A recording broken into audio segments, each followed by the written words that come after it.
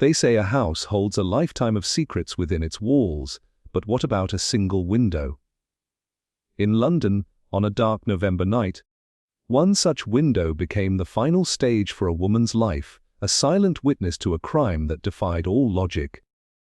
On that evening, the streets of Bloomsbury were thick with a cold drizzle, a fog that clung to every brick and blurred the flickering gaslight into haunting halos. For years, the residents of the square had grown accustomed to a nightly ritual, the silhouette of the wealthy Mrs. Emmeline Harrow appearing in her fifth-floor window at precisely 10 o'clock. She was a silent, graceful fixture, a living landmark known to everyone as the widow in the fifth window. But on this night, that quiet routine was shattered. When her maid went to her room, she found it empty, the window ominously ajar, and Mrs. Harrow's body lying broken on the courtyard stones below. The room was locked from within. There were no signs of a struggle, and her slippers were impossibly clean, as though she had never even taken a single step.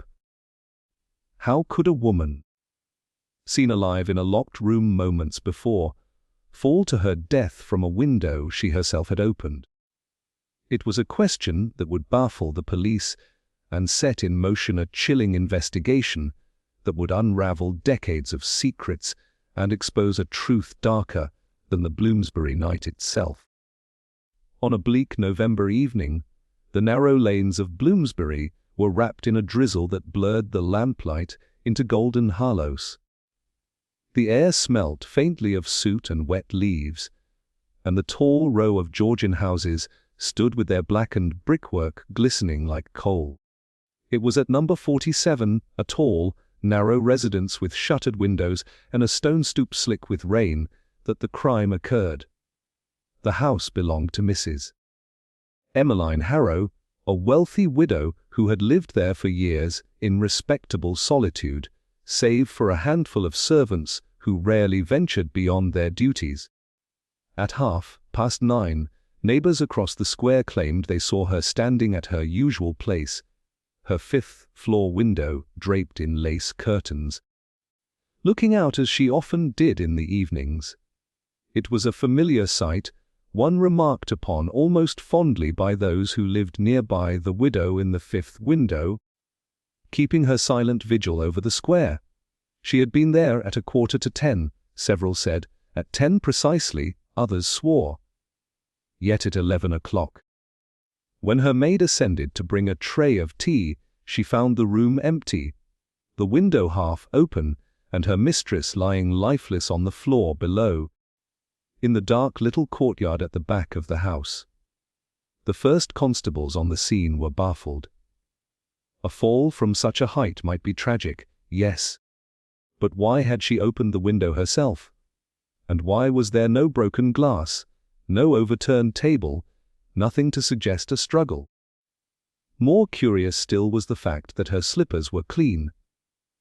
The maid swore Mrs. Harrow had been in her room all evening, never descending the narrow staircase, and yet her shoes showed not a fleck of dust from the long walk across the uncarpeted boards to the casement.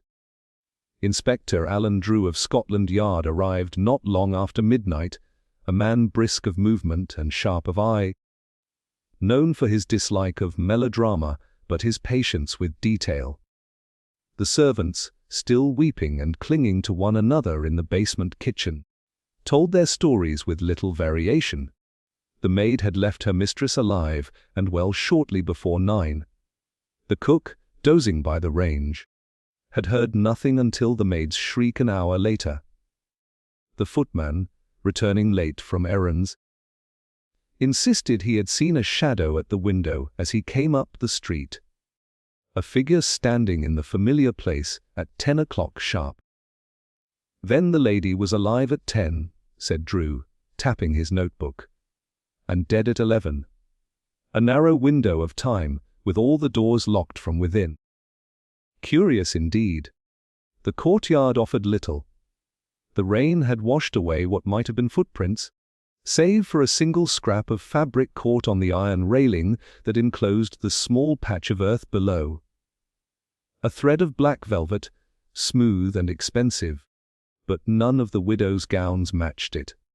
When Drew examined her body, he found only one striking peculiarity. Clutched in her right hand was a small brass key, old-fashioned and oddly bent, as though forced into a lock that resisted it. "Do you recognize this?" he asked the maid, who shook her head vehemently. None of the servants had seen it before. The house's locks were all of newer make, polished and functional. The key seemed to belong elsewhere, perhaps to a forgotten chest or some out-of-the-way cabinet. Why Mrs. Harrow should have had it in her hand at the very moment of her death was the first riddle. The neighbors, summoned reluctantly into the damp night for questioning, added to the confusion. A Mr. Phelps, from across the square, declared he had seen her silhouette distinctly against the lamplight at a few minutes before 10. "I know her outline well," he insisted. The widow at her watch. Always the same place, the same hour. Tonight was no different. Others supported his statement. They too had glimpsed her standing motionless behind the lace, pale and unmistakable. And yet the time of death, the position of the body, and the unexplained key suggested she might have died earlier, or later, than anyone believed. The medical examiner, summoned close to midnight, pronounced that her injuries were consistent with a fall but hesitated on the matter of timing. The cool air, the drizzle, and the courtyard's shaded corner had muddled the usual signs. She might have lain there half an hour or more before discovery. It was equally possible. He added that she had been dead well before 10 o'clock, and that the figure in the window had been someone else entirely. Inspector Drew returned to the fifth-floor room, pacing slowly between the elegant but sparsely furnished space, a narrow writing desk, a tall wardrobe, a low fire dwindling in the grate. On the desk lay a sheaf of correspondence, ordinary letters, some bills. Nothing more remarkable than a solicitor's reminder about trust accounts. The wardrobe held gowns of silk and wool, but none in black velvet. And in a small drawer by the bed, he found a curious item, an old, faded photograph, its edges worn, showing a group of 4 women in morning dress standing upon the very same balcony outside the window. One of them was Mrs. Harrow in younger years. The others were unknown to him. Scribbled faintly upon the back were the words, "The Fifth Window, 1892. What did it mean? Why keep such a photograph tucked away, and why clutch a bent key at the moment of death? Most puzzling of all was the question of the figure seen at the window. If Mrs. Harrow had already fallen, who had stood in her place to deceive the onlookers? A servant? An intruder? Or was it merely the imagination of neighbors accustomed to her nightly vigil? As the night waned, Drew found himself staring once more at the open casement, the rain dripping steadily down the sill. The lace curtain fluttered inward with a soft sigh, as though some invisible presence had slipped out and vanished into the mist. The house was silent save for the sobs from the kitchen below, and the riddle of the widow in the fifth window grew only darker. The crime was either the simplest of tragedies: a fall, a slip, a widow leaning too far from her nightly post, or else it was impossibly complex, wrapped in illusions and shadows, with a false figure at the glass and a key that opened no known lock. Inspector Drew, though steady and practical by nature, felt the first faint stirring of unease, the sense that the answer lay hidden in plain sight, twisted just out of reach, waiting for a mind sharper than his own to draw the pattern together. And in that moment, with the rain drumming steadily on the panes, he resolved to summon the one person he knew who might pierce the fog of contradiction, Miss Harriet Vane, the writer of detective tales, whose sharp eye for false trails and human deceit had once aided the Yard in matters most perplexing. For the death of Mrs. Emmeline Harrow was no ordinary fall. It was the opening move in a game carefully contrived, with the figure in the fifth window as its most mocking clue. And until its meaning was unravelled, the square in Bloomsbury would lie under a shadow darker than the November rain. By the following morning, the drizzle had thinned to a pale mist that hung stubbornly over the square. A constable still guarded the door of number 47, his greatcoat buttoned tight against the damp. Inside, Inspector Drew stood weary but alert, making notes in his small leather book. He was not a man to indulge in speculation, but the image of that half-seen figure in the fifth window troubled him more than he would admit. He had wired Harriet Vane the night before, and at 9:30 she arrived, brisk and elegant in a dark coat, her sharp eyes missing nothing as she ascended the steps. "Inspector," she greeted him coolly, "your message promised me a puzzle. I hope you have not summoned me merely to admire your handwriting."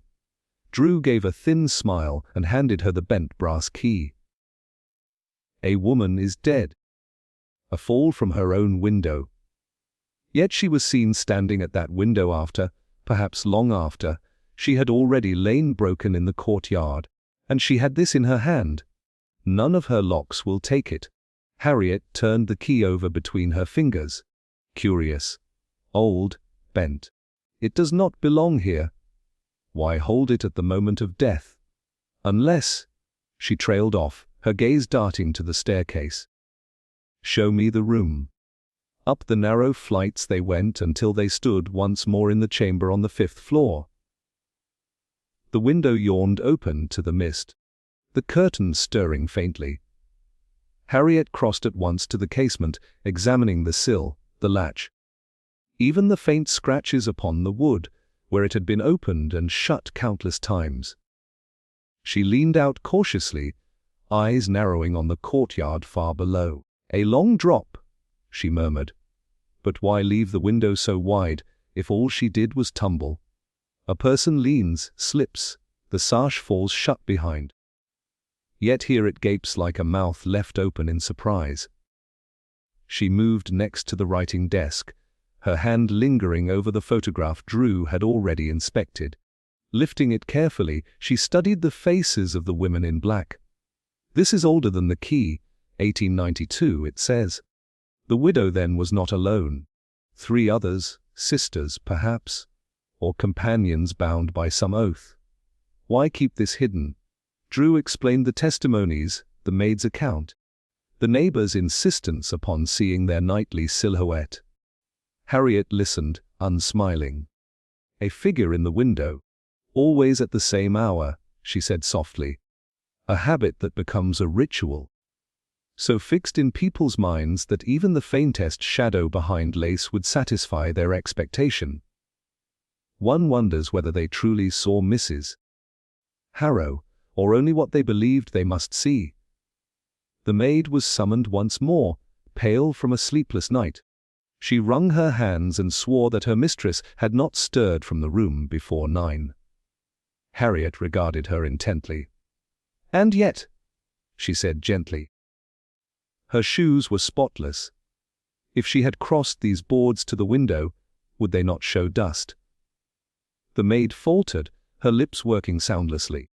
Drew shifted uneasily, but Harriet pressed no further, letting silence speak louder than accusation. Descending to the courtyard, she examined the railing where the scrap of velvet clung. She did not take it at once, but knelt to study the fibers. "Black velvet," she murmured. "Expensive, and cut cleanly, not torn by chance. As if a deliberate shred was left.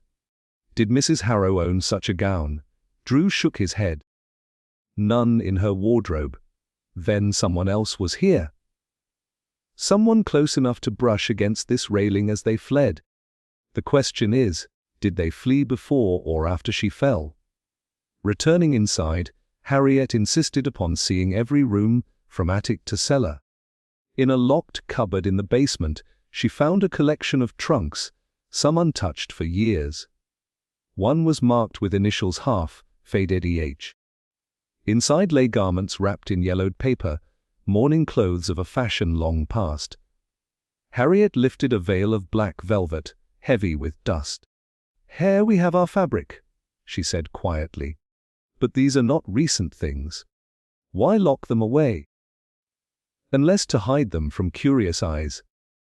As she replaced the veil, her fingers brushed against a small iron box at the bottom of the trunk. Its lock was rusted, its surface scratched with age. She tried the bent key. It entered, turned with resistance, and clicked open. Inside lay a stack of letters tied with ribbon, their edges brittle. Drew leaned over her shoulder, but Harriet held them back. "Later," she said firmly. "The letters will have their time. For now, we must consider why she had this key in her hand when she died. She meant to open this. Perhaps had just done so." A commotion upstairs interrupted them. The footman had arrived, summoned for further questioning. He was a lanky youth, his expression nervous, but his stance too carefully arranged, as though he had rehearsed calmness in the mirror. Harriet watched him as Drew repeated his questions. He claimed again to have seen the widow's silhouette at 10, and insisted no one had entered the house save himself. But Harriet noted the quick flick of his eyes toward the bent key lying upon the table, and the faint tightening of his jaw. When Drew dismissed him, Harriet spoke quietly. "That young man fears the key. He knows its meaning, though he dares not speak. Watch him, Inspector. He is not a fool, but neither is he practiced in deceit." They returned once more to the fifth-floor room. Harriet moved with slow precision, her eyes grazing over each object: the inkstand on the desk, the stack of bills, the lamp guttering low with last night's oil. At last she stopped before the wardrobe, opening its tall doors wide. "Here," she said suddenly. "Do you see?" Drew frowned. "Only gowns." "Not only," Harriet replied, touching the back panel. It gave the faintest creak under her hand. She pressed lightly, and the wood shifted, revealing a shallow recess no thicker than a handspan. Inside was nothing but a narrow ledge where dust had gathered undisturbed, save for one place where a square outline lay clean. "Something rested here," Harriet said. "Something recently removed. A box, perhaps." A box now absent, though its key remained. She opened the wardrobe, took the box, unlocked it. Then what? Did she discover something so terrible that she rushed to the window? Or was she helped to that window by another's hand? The rain had ceased by now, leaving the square grey and still. Harriet stood by the open casement once more, her gaze upon the opposite houses, where the neighbors swore they had seen their familiar figure. She raised the lace curtain, letting it fall again, and nodded. Yes. To see a shadow here, framed against the lamp, would be enough. But that shadow need not have been hers. The first thread of deception had begun to show. A figure in the window that might have been anyone. A key in the hand of the dead, opening a box now missing, a witness whose nerves betrayed him, and a widow who had lived with secrets locked behind wardrobes and trunks. The picture was not yet whole, but Harriet felt its outline pressing faintly through the mist, waiting to be revealed. The mist clung low in the square all through the following day, muffling sound and lending every shadow a deceptive weight. Harriet Vane sat with Inspector Drew in the drawing room of number 47, where the fire had been coaxed into reluctant life. A parade of servants and neighbors came one by one to answer questions, their words weaving a net of half-truths, contradictions, and carefully chosen silences. Harriet, who had a novelist's ear for tone, listened as much to what was not said as to what was uttered. The maid, pale with fright, began again with her tale. She insisted her mistress had been alive when she left her at 9, that she had taken her embroidery basket to her chair by the window. She always did at that hour. the girl said, twisting her apron. Always the same place, the same chair. It was her custom. Harriet inclined her head, but noted the hesitation when the maid spoke of the embroidery. Later, when the basket was brought forward, its contents were neat, untouched, the needle still threaded, but no fresh stitches worked for weeks. Next came the cook, a stout woman whose hands bore the marks of years at the stove. She swore she had heard nothing, though she confessed she had dozed by the kitchen fire. Her ladyship was a quiet one. She made no sound when she passed, if she passed at all. I can tell you only that I heard the scream and ran, and there she was already below. She crossed herself, her voice breaking. Yet Harriet noticed the way the woman avoided the subject of the locked cupboard in which the old trunks had been stored, as though she feared some blame might fall upon her. The footman was summoned again, his stance too stiff, his eyes too restless. Drew pressed him on his statement. You say you saw her ladyship's figure at 10 precisely. Tell us again what you observed. A shadow.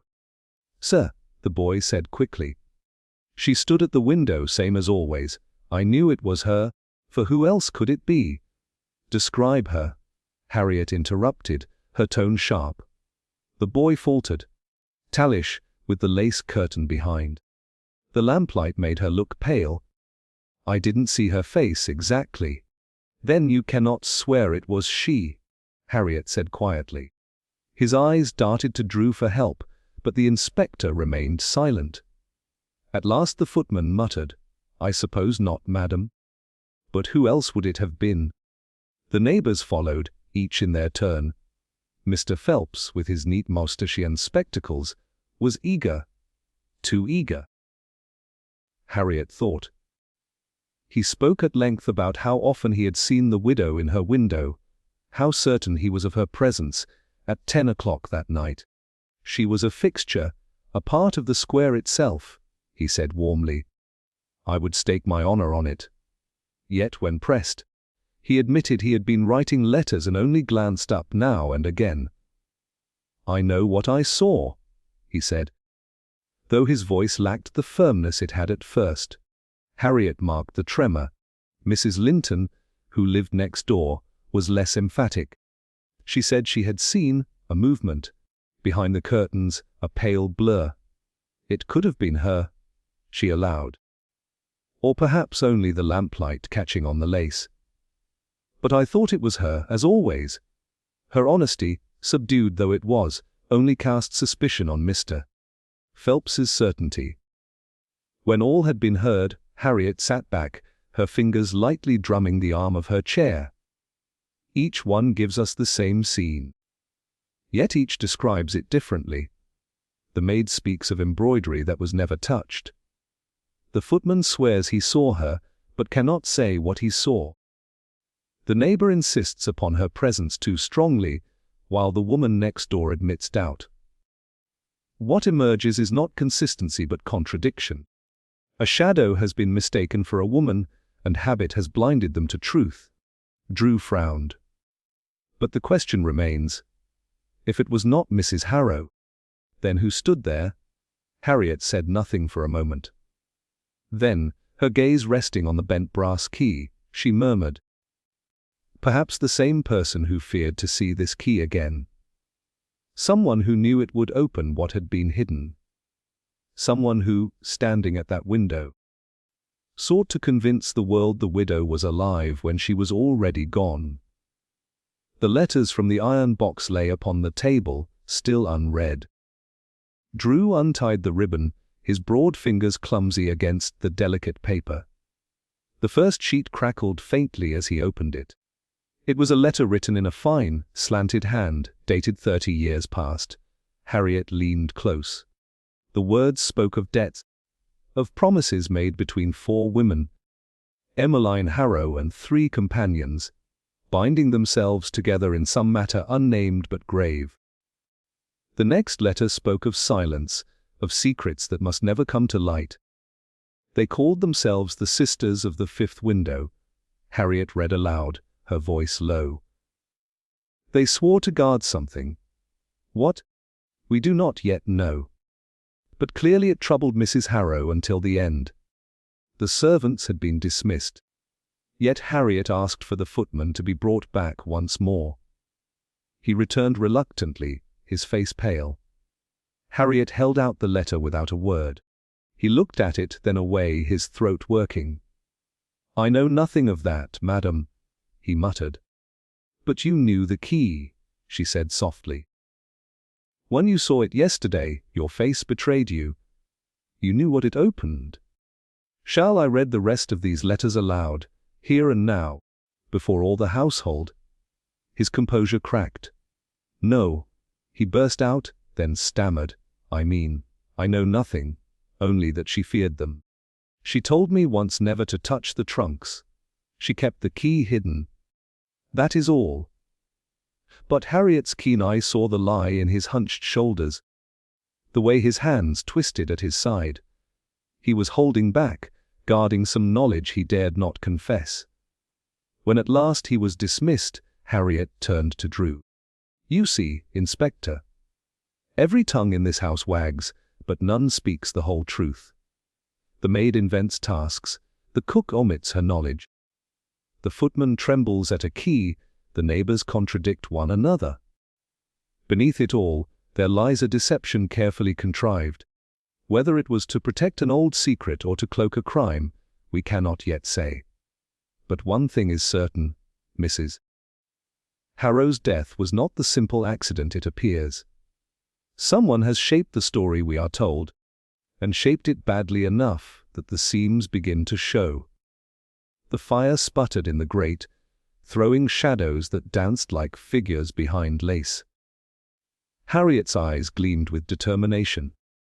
The truth is in these voices, Inspector. Not in what they claim, but in what they betray. And I intend to untangle it, thread by thread. The letters lay spread across the table like fragments of an old curse, their faded ink whispering of debts and oaths long concealed. Harriet read them through in silence, while Inspector Drew stood by the hearth, his arms folded. Each page deepened the enigma. There were hints of a joint venture, something costly, dangerous, and bound up with secrecy. One spoke of the burden of the fifth window, another of the account that must never be opened.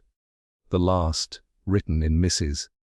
Harrow's own hand many years earlier, trembled with fear. If the box be forced, the past will rise and destroy us all. Drew at last broke the silence. This explains her clutching the key. She meant to open the iron box, and perhaps she did. But what then? Did she leap in despair? Or was she silenced before she could speak?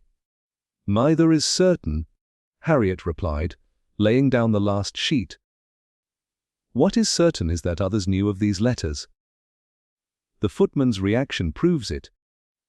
And perhaps more than one person feared what their contents might reveal. The investigation turned now from the shadowy figure in the window to the motives that might have driven it there.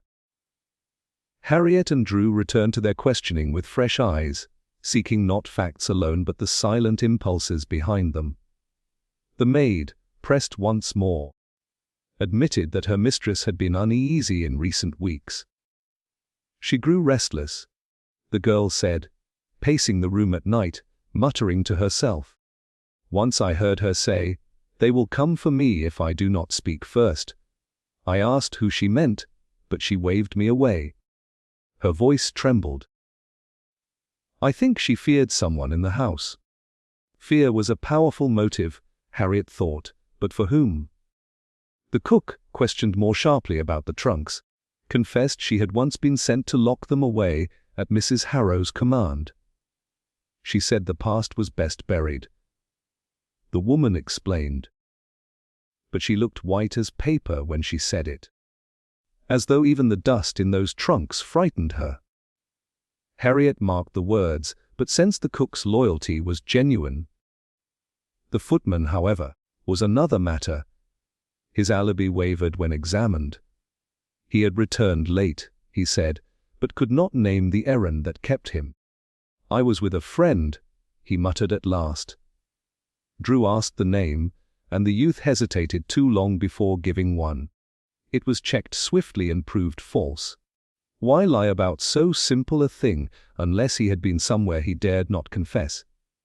Yet greed too had its place. Mrs. Harrow's solicitor arrived with tidings of her will. The servants were each left modest sums, but the bulk of her considerable estate was bound for a distant cousin in Yorkshire. None here had cause to profit greatly by her death, he said. Harriet exchanged a glance with Drew. None directly, perhaps, but what if those letters concealed debts, investments gone awry, or obligations unpaid? To unearth such a scandal might ruin more than reputations. The neighbors, too, revealed layers of motive beneath their polite facades. Mr. Phelps, with his too earnest certainty, had once been a business associate of Mrs. Harrow's late husband.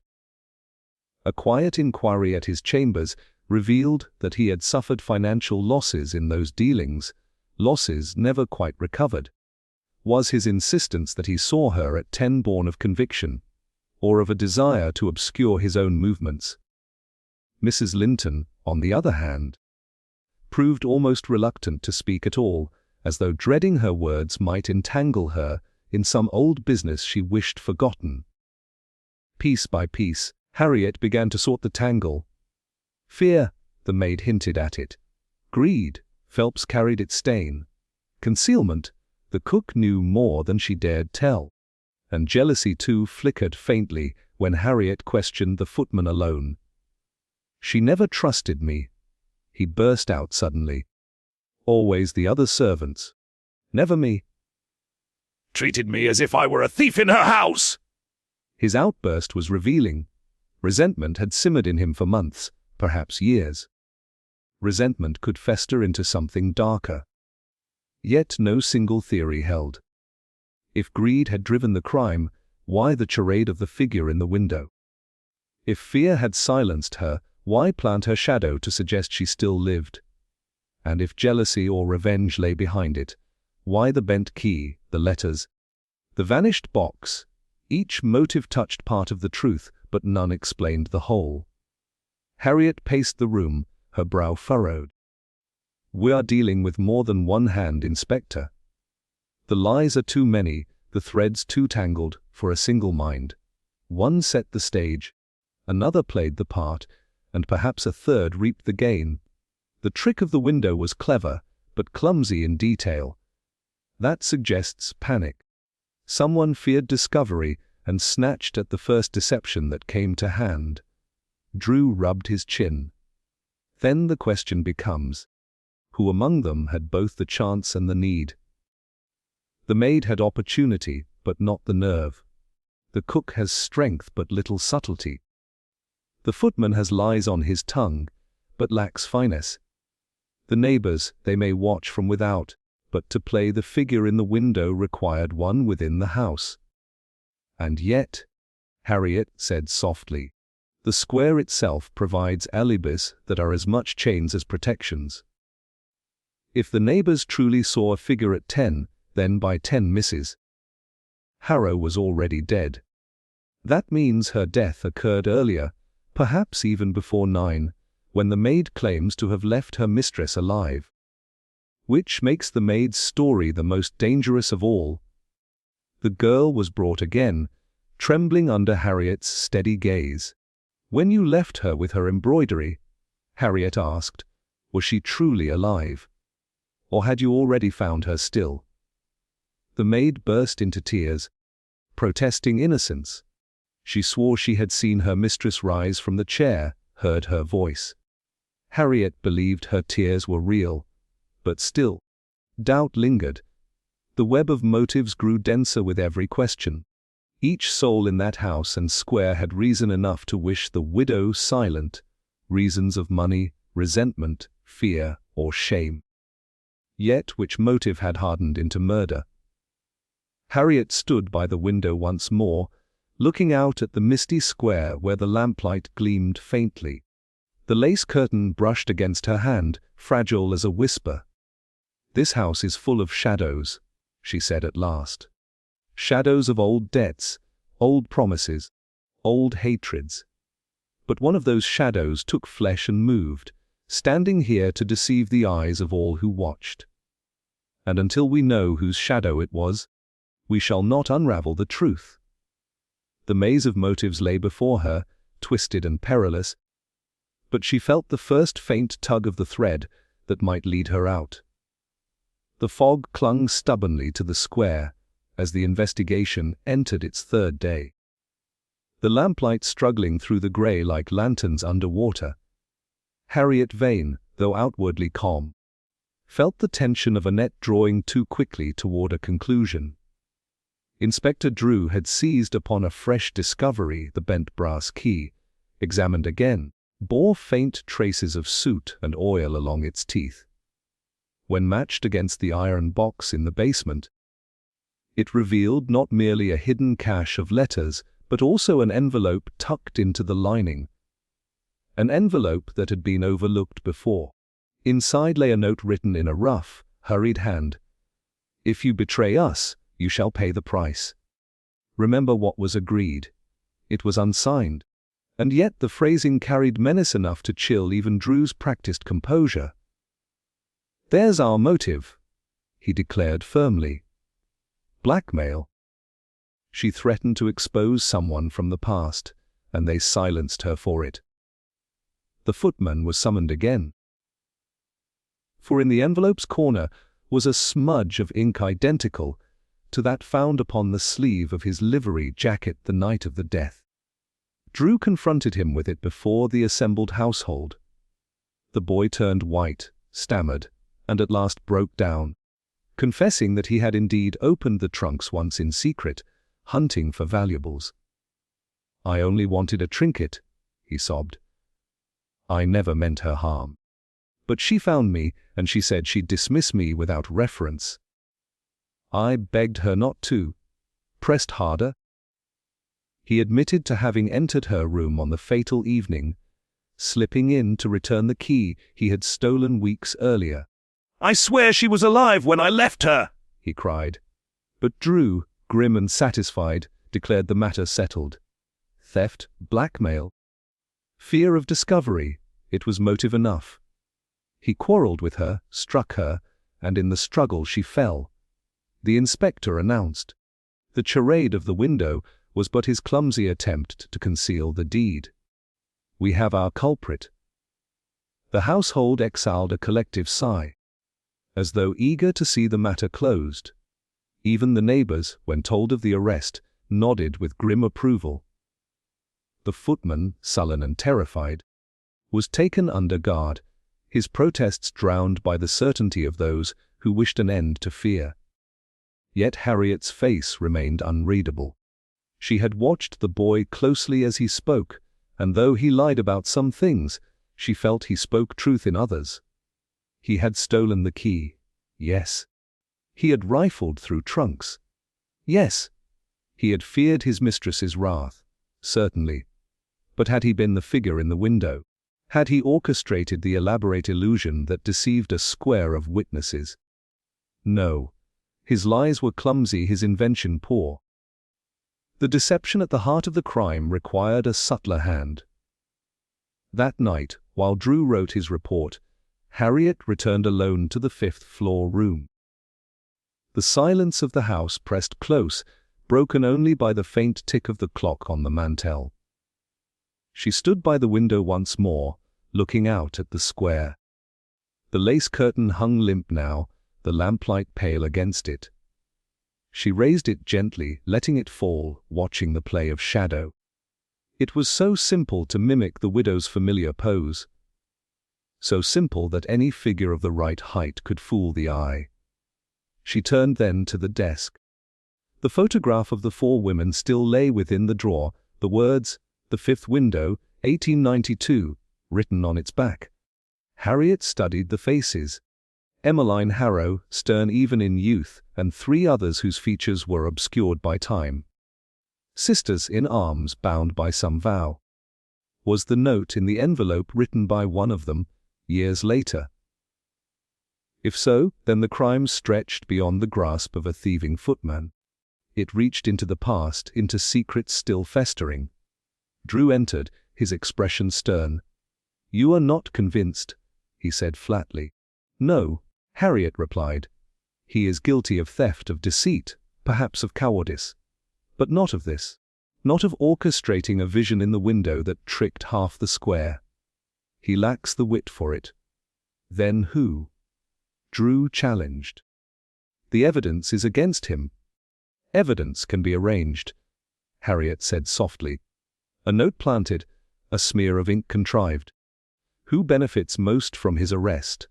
Who breathes easier now that suspicion rests upon his shoulders?" Drew frowned but said nothing. That night, as the footman languished in custody, the square fell into uneasy quiet. Yet Harriet, wakeful at her lodgings nearby, could not shake the sense of a presence still moving in the shadows.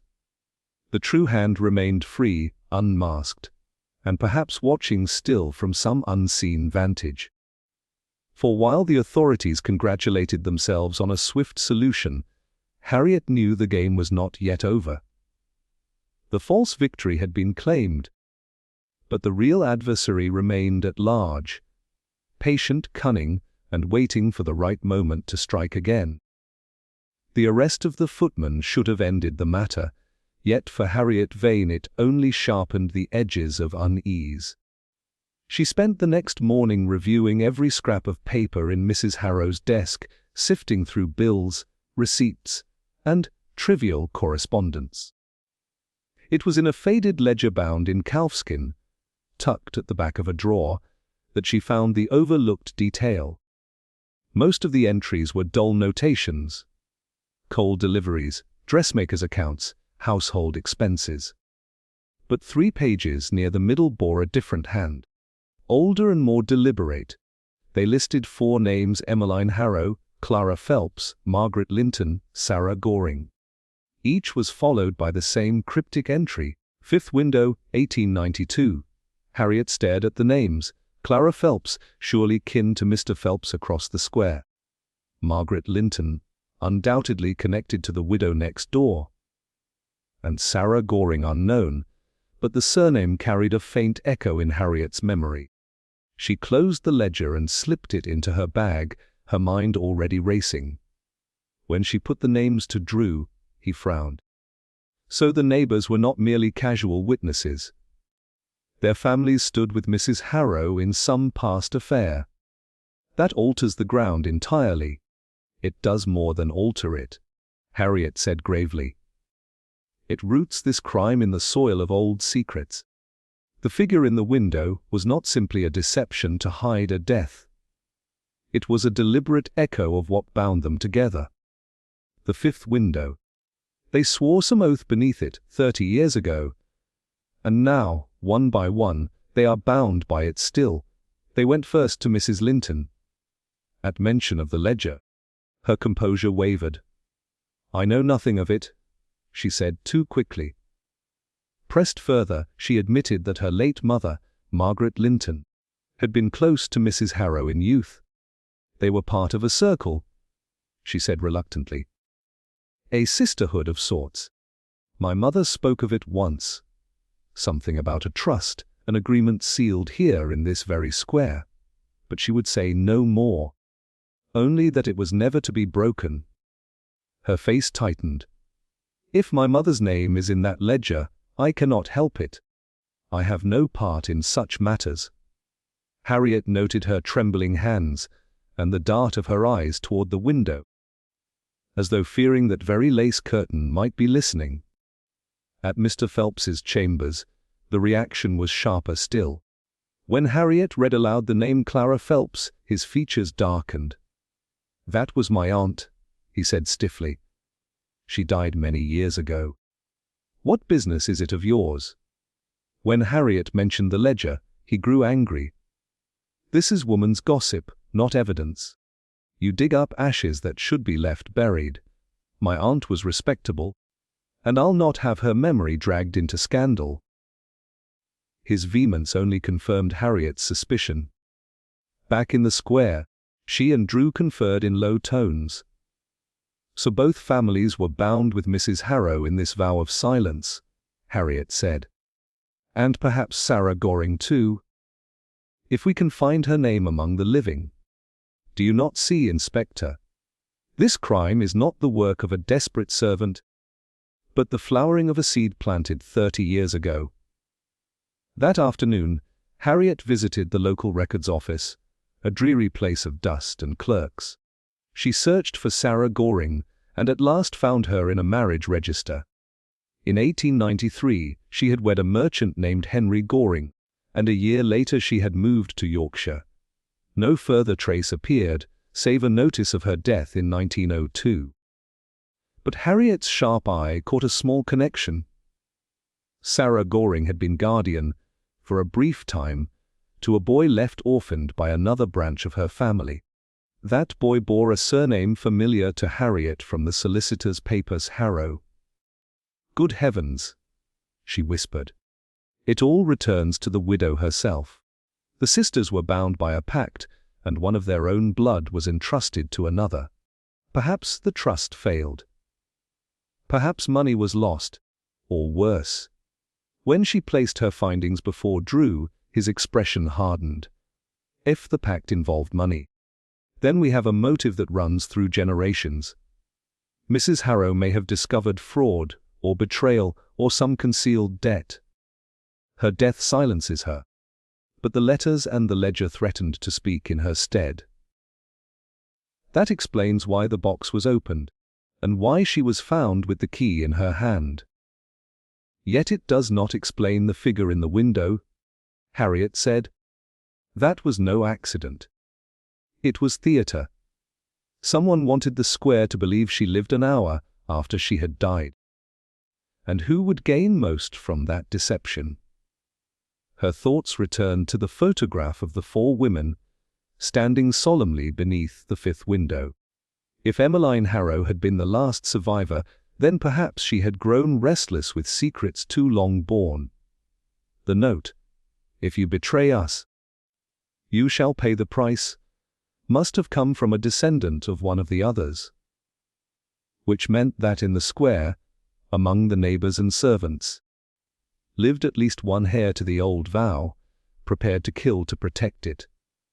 That night Harriet walked once more through the rooms of number 47, the boards creaking faintly underfoot.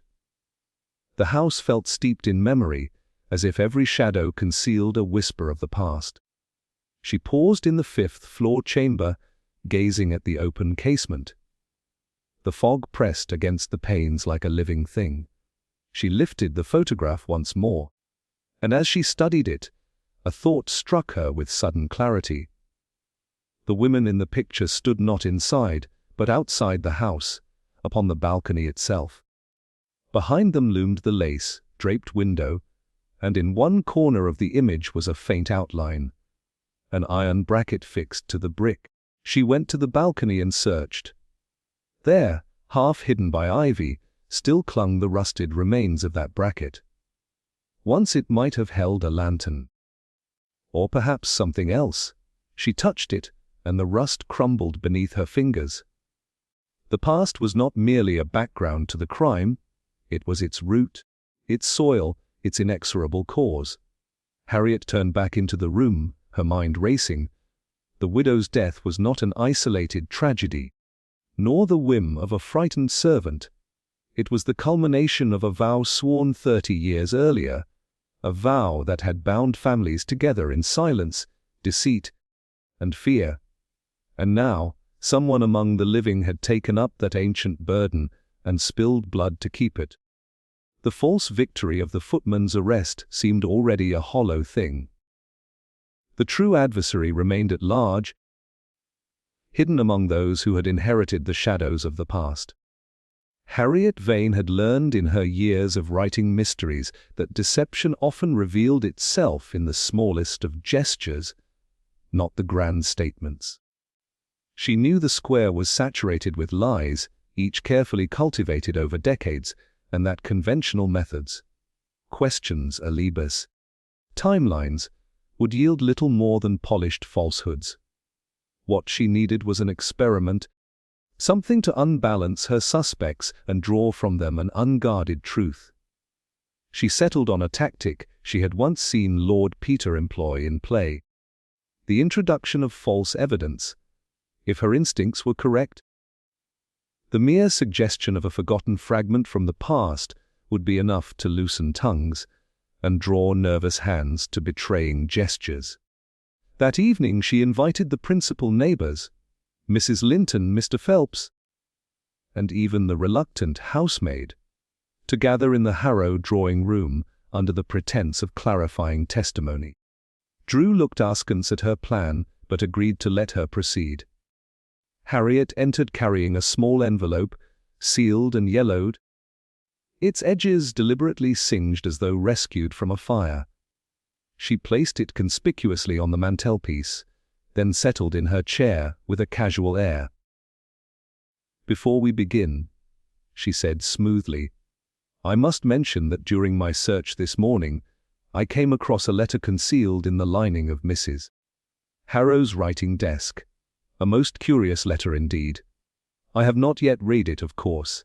I thought it best to wait until we were all assembled.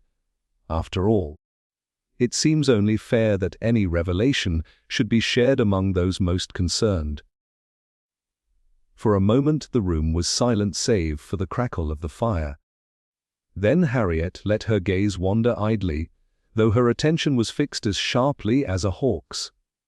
Mrs. Linton's lips pressed tightly together, the lines at her mouth deepening. Mr. Phelps shifted, the stiffness of his collar suddenly intolerable, and his eyes flickered to the envelope as if it might spring open and denounce him. The maid, meanwhile, looked confused but oddly relieved, as though the mystery of her mistress's torment might finally be explained. "Of course," Harriet continued lightly, "the letter may prove entirely innocuous. A note between friends, a fragment of household accounts. But then again, it may answer the question that has troubled us most: why Mrs. Harrow stood, or appeared to stand, in the fifth window before her death." Mr. Phelps made a sharp noise, half cough, half protest. "Surely, Miss Vane, such theatrics are unnecessary. If you have evidence, submit it to the proper authorities, and let us be done with it." "Aye," Harriet said gently, "but you assume it is evidence." "I said nothing of the sort." His ears flushed a dull red, and Harriet's suspicion sharpened. He was rattled, though why, she could not yet tell. To heighten the strain, Harriet leaned forward and touched the envelope lightly with her fingertips. "Perhaps I should read it now," she murmured. "While we are all together." She let the words hang in the air. It was Mrs. Linton who broke.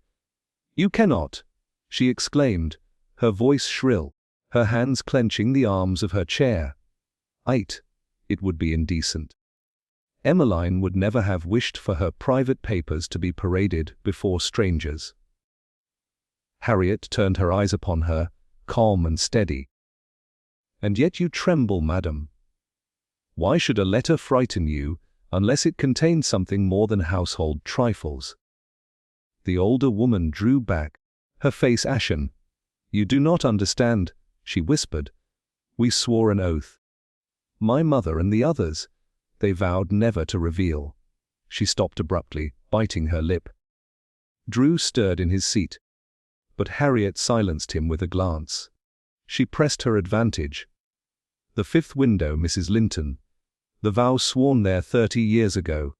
It bound your mother, Mrs. Harrow, Clara Phelps, and Sarah Goring. Do you deny it?" The silence that followed was thick as fog.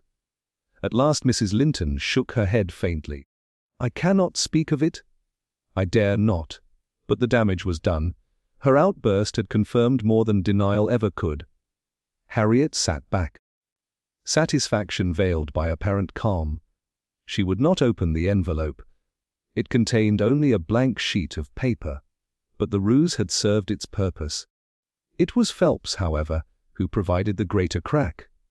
He rose abruptly, muttering of wasted time, and strode toward the door.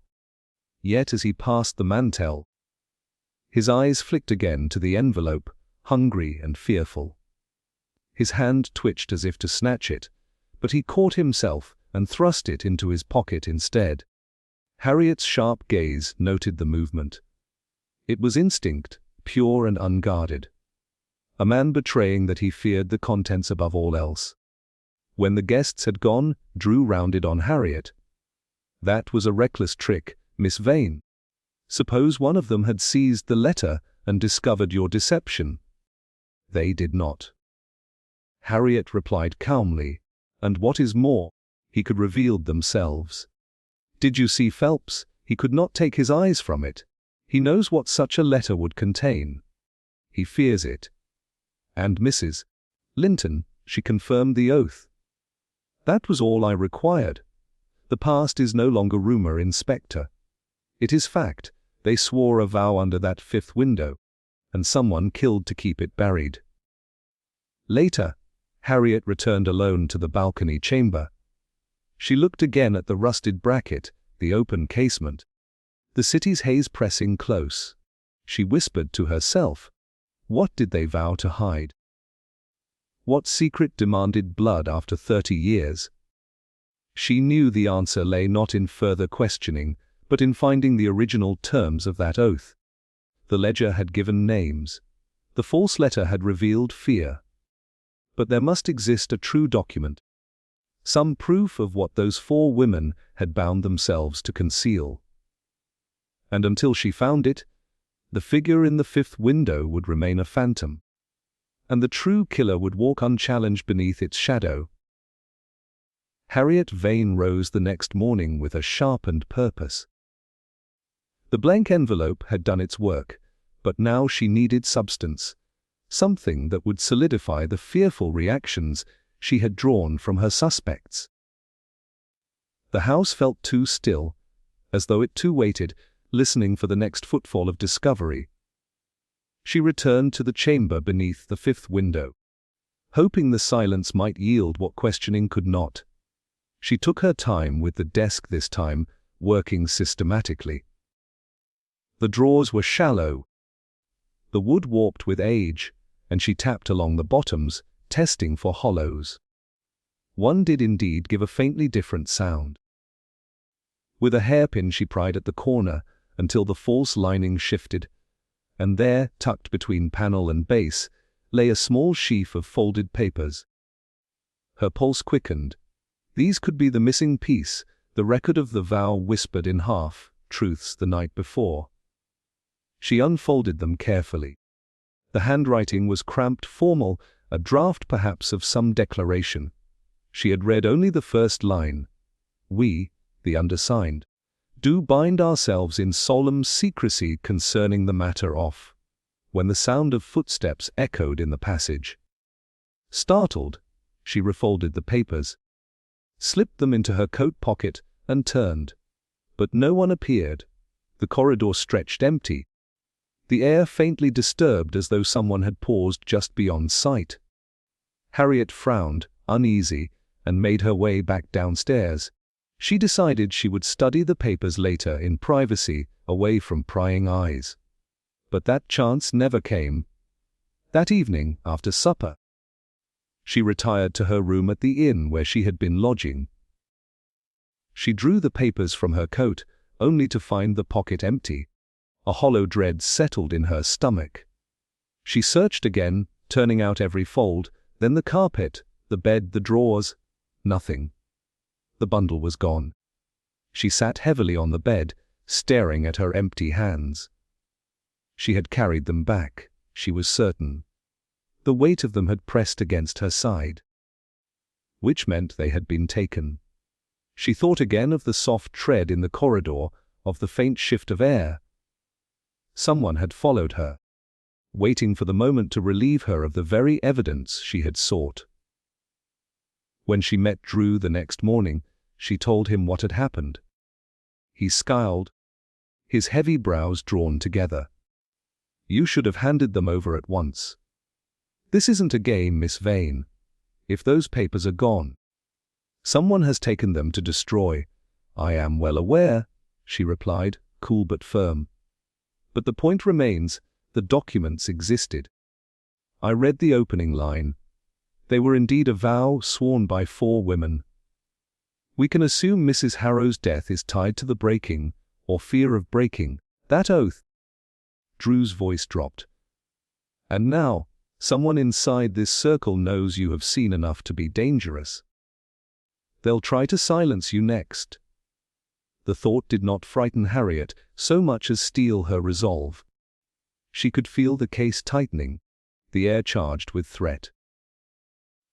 But it was not simply the loss of evidence that unsettled her.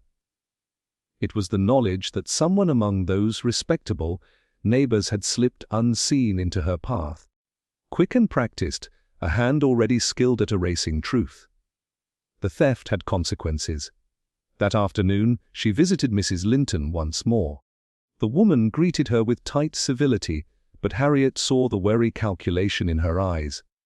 I trust, Mrs. Linton said, that you will not trouble us again with unfounded suggestions about private documents. I spoke hastily yesterday. There are no papers, and there never were. Harriet studied her. The denial came too swiftly, too confidently, as though rehearsed overnight. She was sure now Mrs. Linton knew the papers had been taken, and believed them beyond recovery. At the Phelps household, the reaction was different. Clara Phelps met her in the hall, pale and strained. Please, Miss Vane, she whispered urgently, stop asking about the past. Let it alone for all our sakes. Nothing good can come of stirring it. You speak as though lives have not already been destroyed. Harriet answered softly. Mrs. Harrow is dead, the woman flinched. And others may be, if you do not hold your tongue. Then she drew back quickly, as though regretting her words, and closed the door in Harriet's face. The message was plain enough. The past was guarded like treasure, and those who sought to expose it risked more than silence. They risked reprisal. That evening, Harriet sat with Drew once more, going over what scraps remained. The theft proves one thing, she said quietly. We are no longer searching for passive guardians of a secret. We are hunting someone willing to kill and to steal to bury it. Whoever took those papers is the same who pushed Mrs. Harrow to her death. Drew leaned forward. And now we must tread carefully. One false move, and you may find yourself standing where she stood, at the 5th window, with nothing beneath you but the stones. Harriet nodded, her thoughts racing. The case was no longer an intellectual puzzle, it had become a duel, shadow against shadow. The stolen papers were a loss, but their very vanishing had revealed something deeper. The enemy was watching her, close at hand, moving swiftly to counter every gain. Trust had become fragile, thinner than glass. Every conversation, every glance, might mask the hand that had already struck once and would strike again. And still, she thought, the 5th window watched, silent and accusing, as though it too waited for the moment when truth would break through the lies. If only she could survive long enough to grasp it. Harriet Vane awoke to the soft drip of rain against her window. The square shrouded in mist, as if the city itself were holding its breath. The disappearance of the papers still gnawed at her, but she forced herself to focus.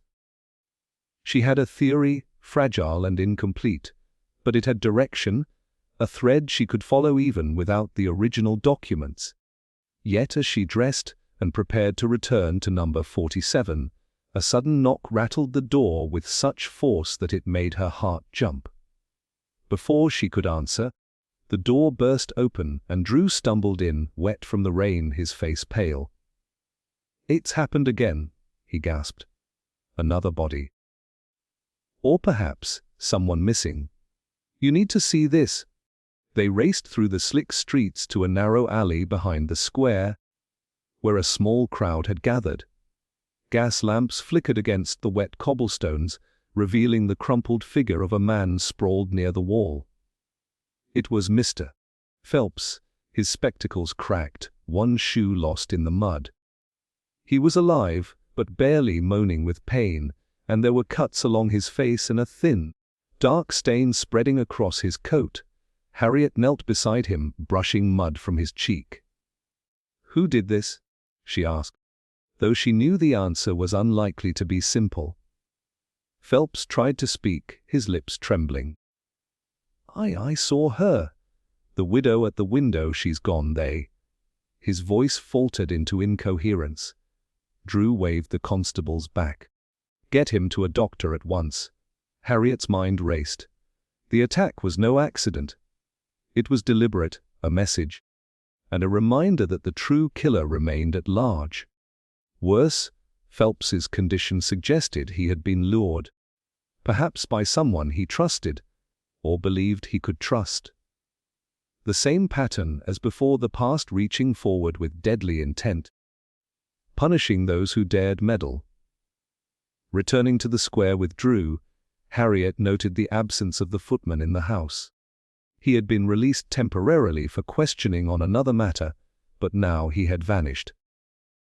Whether by chance or design, she could not say. The web of the investigation was tightening, and yet the strands seemed to slip just beyond reach. Inside number 47, the household was in disarray. Mrs. Linton paced nervously, glancing at each window, as if expecting the figure of the fifth window itself to descend from the sky. The maid hovered near the kitchen, silent and trembling. Harriet asked questions, but her attention was drawn to small details. The footprints in the wet hallway, smeared faintly with mud, the faint scent of tobacco not belonging to any resident, and the odd alignment of chairs, as though someone had moved them to conceal a vantage point. Then, as she examined the mantel, her sharp eyes caught a glimpse of something unusual. A faint scratch on the polished wood, almost invisible under normal light, suggested that someone had recently rifled through the top drawer. Harriet knelt, brushing her fingertips along the mark. Whoever had taken the papers before, or had attempted to take them now, had returned. And the audacity of the intrusion told her the villain felt emboldened, untouchable. Her thoughts returned to the fifth window itself, the bracket on the balcony, the open casement. The way shadows fell across the room in the dying light. Everything spoke of deliberate misdirection. Harriet realized that the killer did not merely want to conceal the past, they wanted to manipulate perception, to control what everyone believed about the widow's final hours. Every misstep, every stolen letter, every injured neighbor was part of a larger design. Then the unexpected happened. A sudden, muffled crash came from the kitchen, and Harriet rushed to the scene, Drew close behind. The maid cowered in the corner, pointing toward the pantry. Inside, the shelves had been overturned, flour and sugar spilling onto the floor, and one item was gone, a small, ornate box. The very type that Mrs. Harrow might have used to hide valuables or papers. Harriet's heart sank. The missing box suggested the killer was moving faster than anticipated, seizing each opportunity to remove traces of the past before Harriet could uncover them. She examined the scene carefully. The box had not been carried out through the front door. The window had been opened, rain dripping in along with the thief. Someone had the audacity to enter at will, to manipulate the scene, and to vanish without leaving clear tracks. The level of confidence was alarming. Whoever it was, they were watching her as closely as she watched them, anticipating each move. Harriet turned to Drew. "They're escalating," she said, her voice low and firm. First the papers, then Phelps attacked, now the box. Whoever this is does not merely want secrecy, they want control, and they are willing to kill or maim to achieve it. Drew nodded grimly. We need to anticipate their next move. Waiting passively will only give them the advantage. Harriet's mind raced. She needed a new approach, one that combined observation, psychology, and strategy. The conventional questioning had failed to draw the true culprit from hiding. The papers had been taken, the box stolen, and Phelps had been attacked.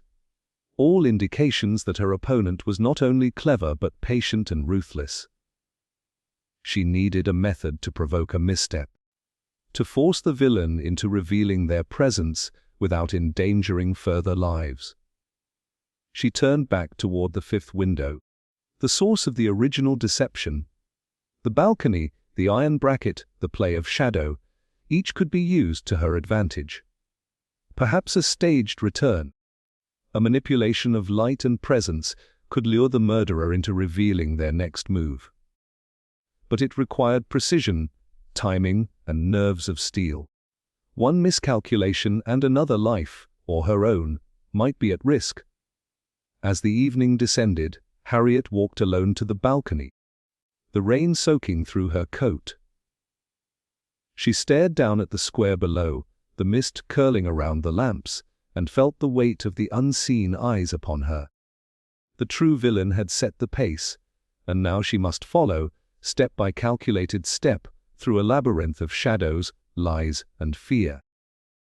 The second attack was a warning, a signal that the game had entered a new phase, and that only by anticipating the next move could she hope to prevent a third tragedy. The fifth window loomed above her, silent, accusing, and resolute. Harriet knew now that the final confrontation would not come through evidence alone. It would come through cunning, foresight, and the ability to make the unseen hand reveal itself.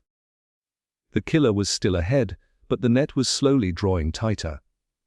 And somewhere, hidden within the square, the murderer waited, patient and confident, for Harriet to take the next step. Harriet returned to her lodgings that night with the weight of the day pressing on her chest. The stolen papers, the missing box, the attack on Phelps, all pointed to a relentless adversary, someone who anticipated every move and had carefully cultivated an aura of invisibility. Yet, as she sat by the fire, letting the rain drum softly against the window pane, she felt the faint thrill of discovery stir within her. Patterns, she reminded herself, often revealed themselves in the smallest of details, the minutiae others overlooked. She reviewed her notes, mentally retracing each event, each reaction, each lie. The footman had vanished, the neighbor's nerves were taut, and the maid's whispered observations had seemed inconsequential at the time.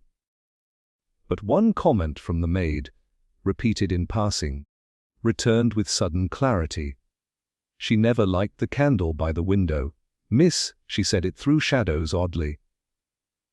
Harriet had dismissed it before, thinking it trivial, but now she paused. Shadows, the bracket on the balcony, the positioning of the window. Could the window itself be part of the ruse? A device for manipulating light and perception? She rose and fetched the ledger again, running her finger along the names and dates, noting each connection. Emmeline Harrow, Clara Phelps, Margaret Linton, Sarah Goring. The sisters bound by the fifth window. And each reaction she had observed, the anxious glances, the trembling hands, the sudden defensiveness when the envelope was mentioned, pointed to a single truth: the killer was not acting impulsively. Every move had been calculated, a series of small, deliberate acts designed to mislead, to divert attention, to keep the past buried while maintaining a facade of normalcy. It was the odd alignment of minor details that now struck her.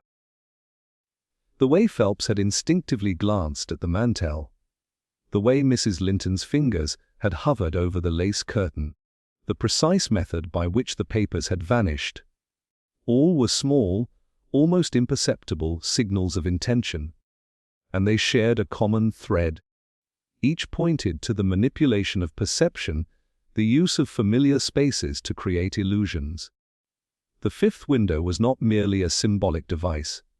It was the stage upon which the killer played, exploiting habits, routines, and expectations.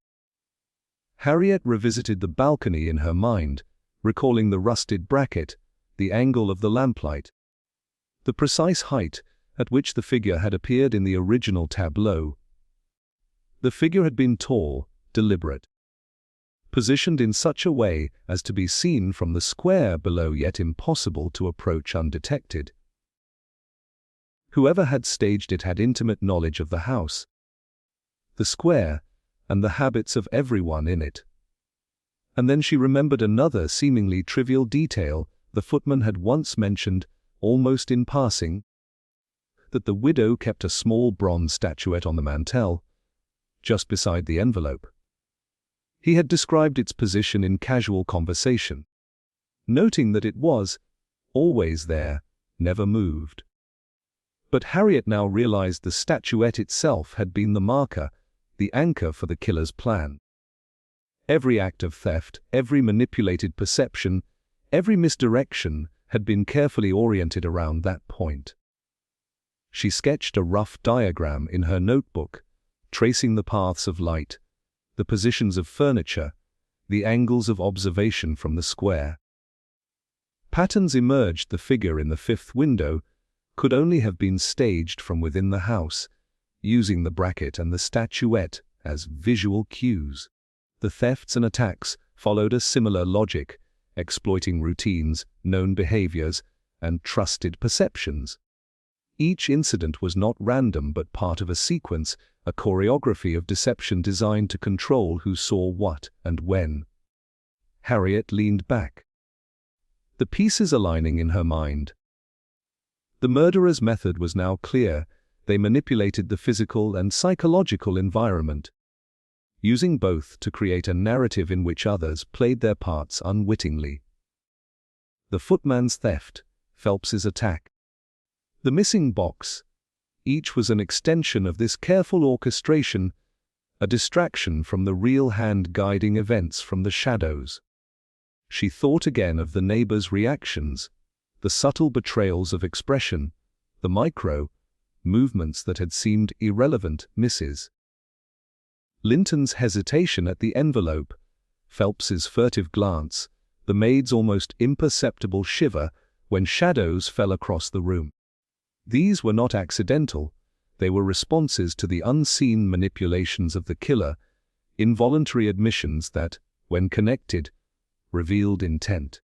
The final, critical insight came unexpectedly. She recalled a small slip in Drew's report, a mention of footprints in the hall on the night of Phelps's attack. They were described as indistinct, but Harriet had noted an unusual curve in their formation, as though someone had turned deliberately mid-step to avoid leaving a direct trail. At first she had dismissed it, attributing it to the mud and poor lighting. Now she saw it for what it was: a signature, a deliberate pattern. A mark left by the killer to mislead the investigation while revealing nothing substantial. Harriet realized that the key to unraveling the entire case had been under their noses all along. Not a single document or violent act, but the accumulation of small, overlooked details, gestures, reactions, minor misplacements, the subtle choreography of movement within familiar spaces. The pattern was not in what had been taken or broken, but in the orchestration itself. The killer's hand was evident in the logic of fear, the design of misdirection, and the careful manipulation of perception. She turned to Drew, who had followed her through her reasoning. The fifth window was never just symbolic, she explained. Every act we've observed, the thefts, the attacks, the vanished papers, has been staged around it. The killer is orchestrating events to maintain control of what is seen and what is hidden. We've overlooked the method while chasing the artifacts. Drew's face darkened with understanding. So it's not a matter of discovering evidence, they've been controlling the narrative all along. Precisely, Harriet said. And now that we see the pattern, we can anticipate the next move. Whoever is behind this believes themselves untouchable, but patterns cannot lie. Their choreography will repeat, and when it does, we can strike where they are most exposed. The storm outside had ceased, leaving the square damp but quiet. Harriet looked up at the fifth window, the lace curtain fluttering slightly in the breeze, and felt the weight of the challenge ahead. The killer had been several steps ahead, shaping perception, exploiting fear, and erasing evidence. But now the logic of their moves had been revealed. The rhythm of their orchestration understood. The pattern was clear. She closed her notebook with a decisive snap. The key to the mystery had always been in plain sight, woven into the daily habits, small gestures, and spatial cues everyone had ignored. Harriet Vane now held the understanding necessary to confront the true architect of the deception, to follow the steps laid out before her, and to prevent another tragedy before the killer could strike again. The fifth window loomed above, silent and watching, as though aware that the game had entered a decisive phase. And Harriet, with the pattern laid bare before her, was ready to move, finally able to anticipate the shadow before it struck. Harriet Vane awoke before dawn, restless, her mind turning over the pattern she had uncovered the night before. The fifth window had revealed the killer's choreography, but it had not explained why. Every theft, every staged scene, every act of intimidation. What drove someone to such meticulous cruelty? Money, influence, revenge, all seemed insufficient. She knew instinctively that the answer lay not in ordinary motives, but in the hidden recesses of the mind that had orchestrated this relentless sequence. By mid-morning, she returned to number 47, accompanied by Drew. The square was still shrouded in mist, the gas lamps casting trembling reflections across wet cobblestones. Harriet's attention went immediately to the footman's absence. He had disappeared entirely, and now even the maid seemed more anxious than usual. Small details struck her. The subtle shift of shadows along the walls, the careful positioning of chairs and curtains, the almost imperceptible scent of tobacco lingering near the fireplace, suggesting a late visitor the night before. Harriet led Drew to the balcony under the fifth window, tracing her fingers along the rusted bracket. "Everything revolves around this point," she murmured. The figure in the window, the papers, the attacks, they all pivot on perception, on forcing others to see what the killer wants them to see. But perception alone is not motive. There is something else. She recalled the envelope she had used as a ruse, the stolen papers, the box from the kitchen, and Phelps's attack. Each incident had not only concealed the truth, but also tested the reactions of those involved. The killer was obsessed not merely with secrecy but with control, the ability to manipulate, to orchestrate, to provoke fear. But why? The breakthrough came unexpectedly when she revisited the ledger once more. She had read the names and dates countless times, but now her attention was drawn to a small annotation beside Sarah Goring's entry, to be accounted for in fullness. A faint, almost imperceptible mark, scratched into the margin as if by a careful hand. Harriet realized this was not a clerical note, but a lingering psychological footprint, a sign that the oath taken decades ago had left unresolved debts. The fifth window had been more than a place, it had been a crucible, where promises had been made, obligations incurred, and guilt festering. She pulled Drew aside and spoke quietly. "The motive is not financial, nor is it purely revenge. It is a matter of moral obsession, a compulsion to rectify the past, to punish those who dared to stray from the oath. The killer believes themselves the guardian of a sacred trust, bound to enforce it at any cost. The murders, the thefts, the staged illusions, They are not crimes of opportunity, they are rituals of conscience, warped by decades of fear and devotion.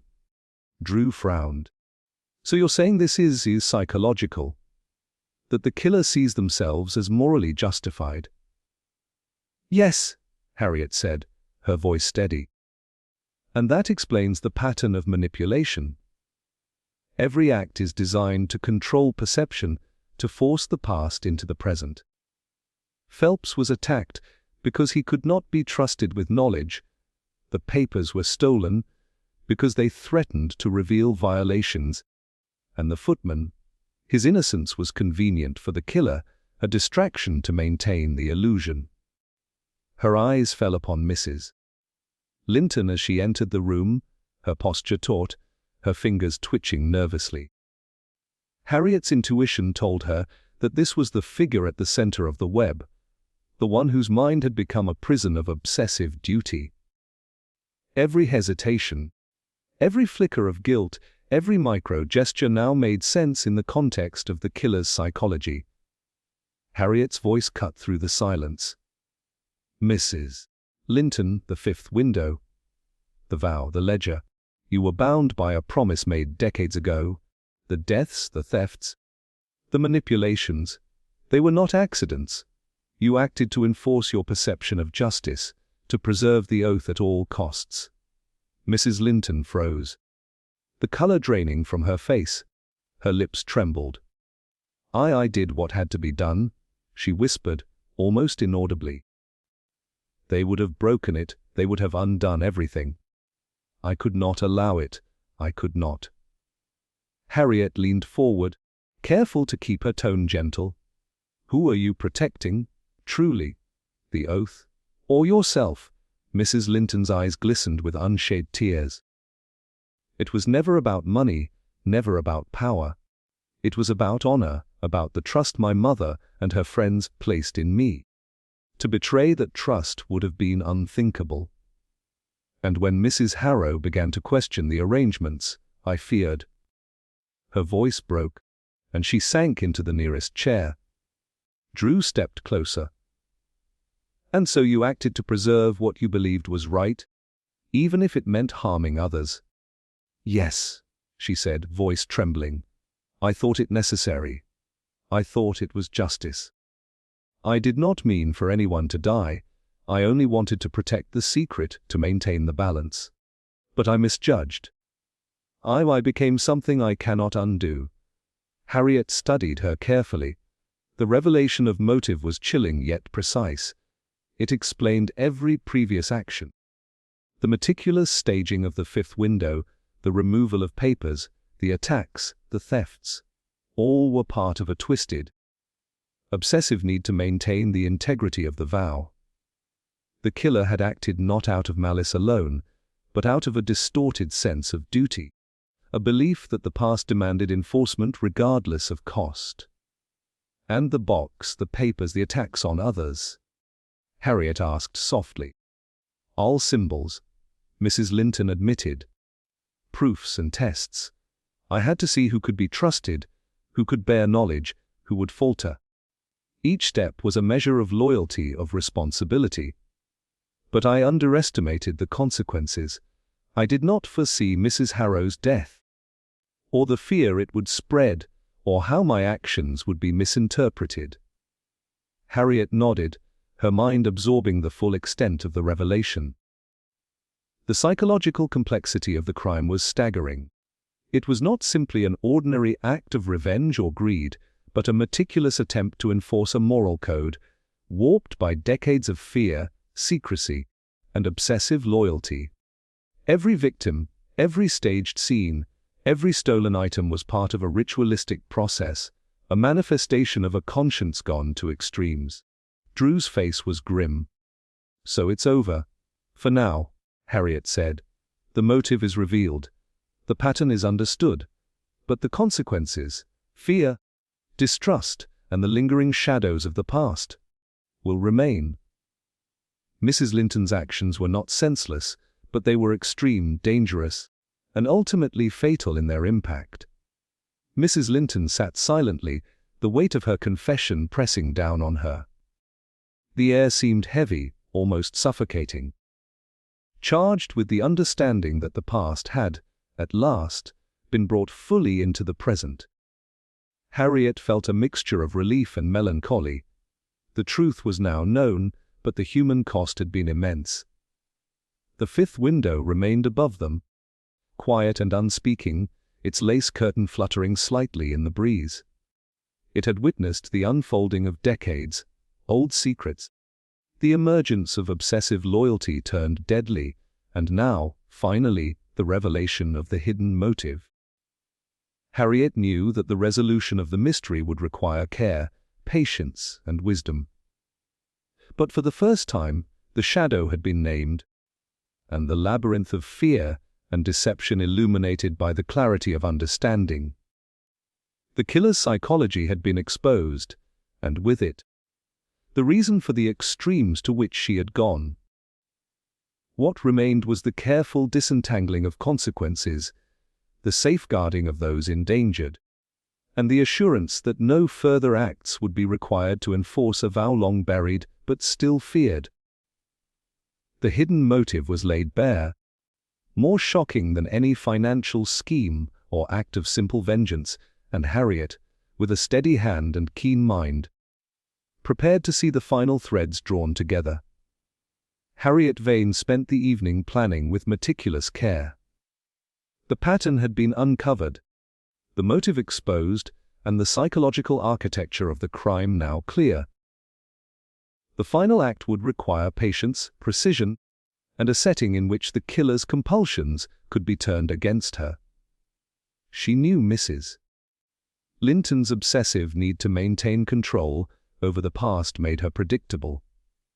The killer could be lured, if carefully maneuvered, into revealing herself completely.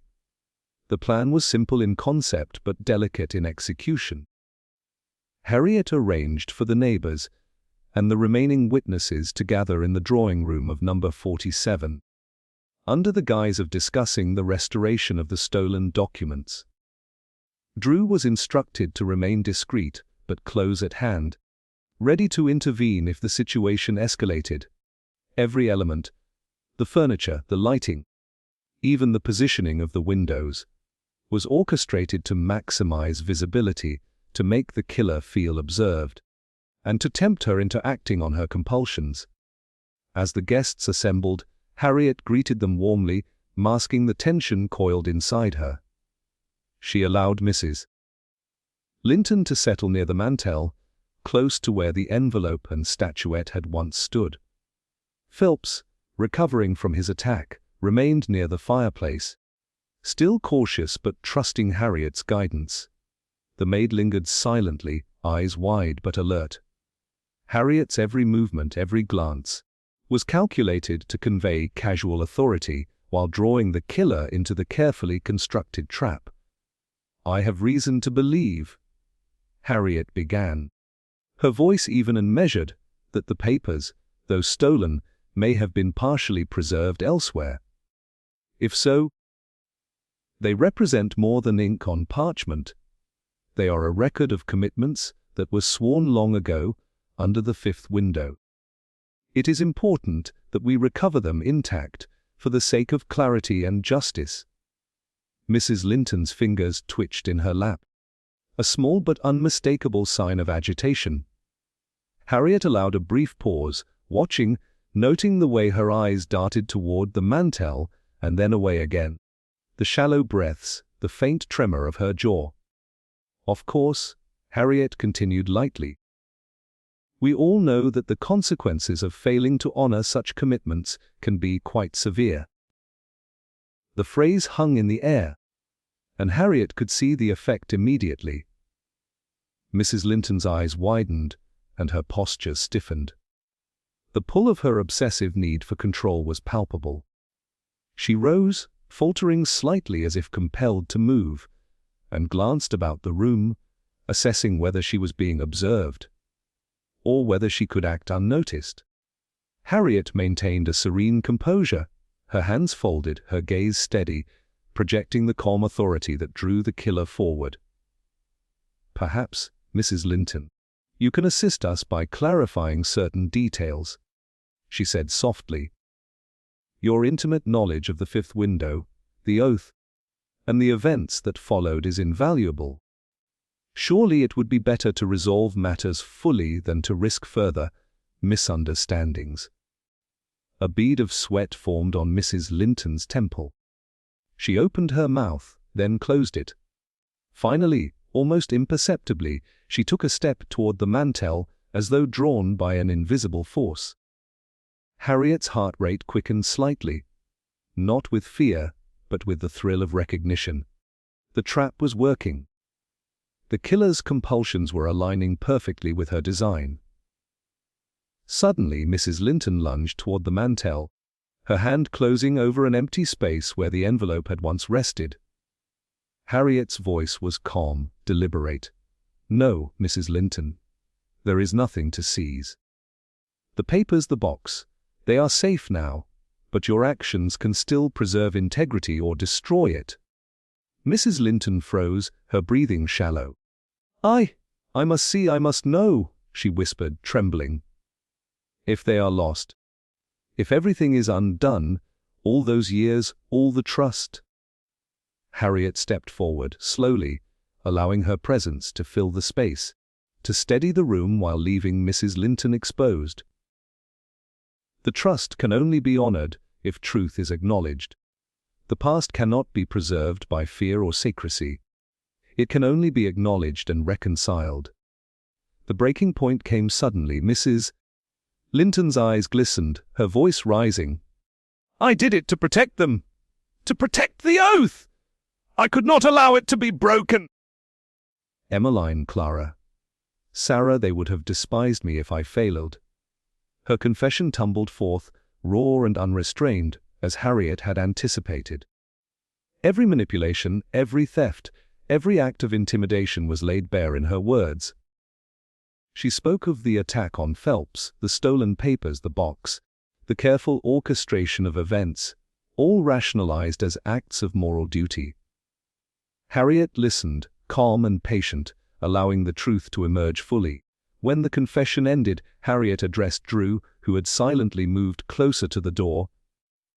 "You see, Drew, every pattern, every detail, every small gesture pointed to her, not by chance, but by design. The fifth window was her stage, the past her script, and we were merely actors caught in her choreography." Mrs. Linton sank into a chair, exhausted and trembling. Harriet approached gently. "It is over now. The pattern is revealed, the truth acknowledged, and no further harm need occur, if you allow it to be so." Drew stepped forward to secure her, but Harriet shook her head. "She is no longer a threat to anyone but herself. The confession and the understanding of her motives is enough to bring the case to a resolution. The law will follow in due course, guided by the clarity we now possess." Outside, the square was quiet, the mist lifting slowly as dawn approached. The fifth window stood above, its lace curtain fluttering faintly in the breeze, a silent witness to the culmination of decades of secrets, fear, and obsessive devotion. Harriet looked up. Feeling the weight of the investigation ease slightly, the tension of uncertainty replaced by the precise knowledge of cause and effect. She turned to Drew. "The case is concluded, at least in practical terms. The true culprit has revealed herself, not through threat or concealment, but through the patterns of her own compulsions. The truth was always accessible, if one knew where to look, and now it is laid bare for all who must see it." Drew nodded, relief evident in his posture. It took patience and understanding of the human mind more than any ordinary detective work. "You anticipated her steps before she took them." Harriet allowed herself a faint smile. "Yes, and in doing so, we have prevented further tragedy. The fifth window may have witnessed a lifetime of secrets, but it will now witness the truth, finally, and no more lives need be at its mercy." The morning sun broke through the clouds, casting light across the square. The shadow of fear lifted. Leaving the square quiet, calm, and cleansed, the mysteries of the fifth window resolved, and the intricate web of obsession, deception, and hidden motives finally untangled by Harriet's unwavering insight. The calm that settled over the square in the wake of Mrs. Linton's confession felt fragile, like a thin veneer over deeper currents still stirring beneath the surface. Harriet Vane had anticipated resolution. The quiet satisfaction of a case unraveled with clarity and precision, but even as she allowed herself a brief moment of relief, a subtle unease gnawed at the edges of her mind. Something had not yet aligned. The guests had departed, Phelps had returned home, and Drew had gone to check on the city constables, managing the aftermath. Harriet lingered in the drawing room, her gaze drifting to the fifth window above, still faintly catching the sunlight. She traced the lines of the balcony, the rusted bracket, the angle of the light. It was as though the house itself was holding its breath. Then she noticed it, a faint scuff mark along the floorboards by the door. One she had seen before but dismissed as incidental. The mark had not been there during her earlier inspection.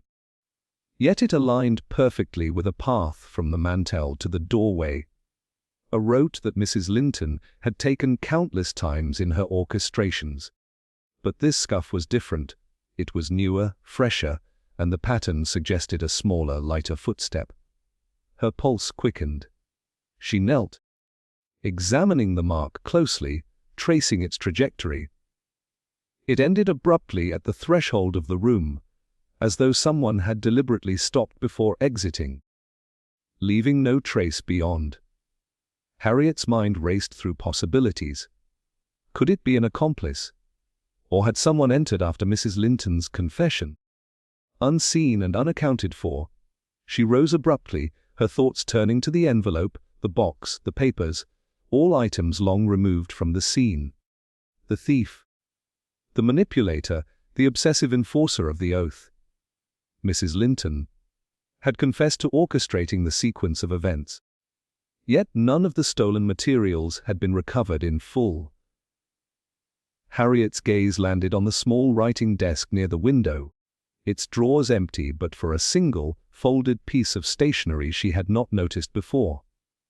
Carefully, she unfolded it. The handwriting was deliberate, neat, yet unfamiliar. The note reads simply, "You see only what I wish you to see. Truth lies where the shadows fall last." Harriet's breath caught.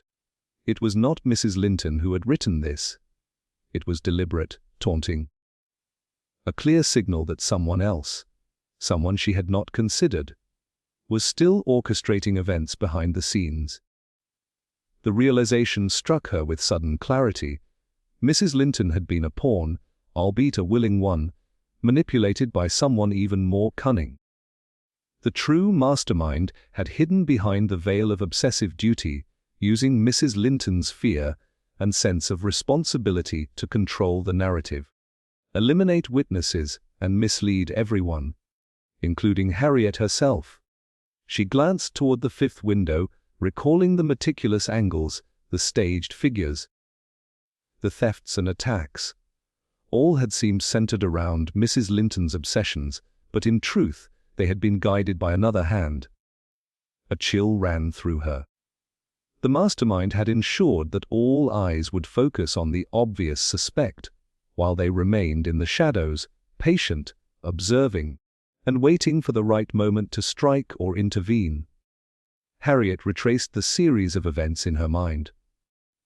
Phelps's attack, the missing papers, the stolen box, the sequence of confessions, they all now suggested subtle manipulations beyond what Mrs. Linton had described. The injuries, the thefts, even the placement of items had been designed to obscure the final truth, to reinforce the narrative that Harriet had just unraveled.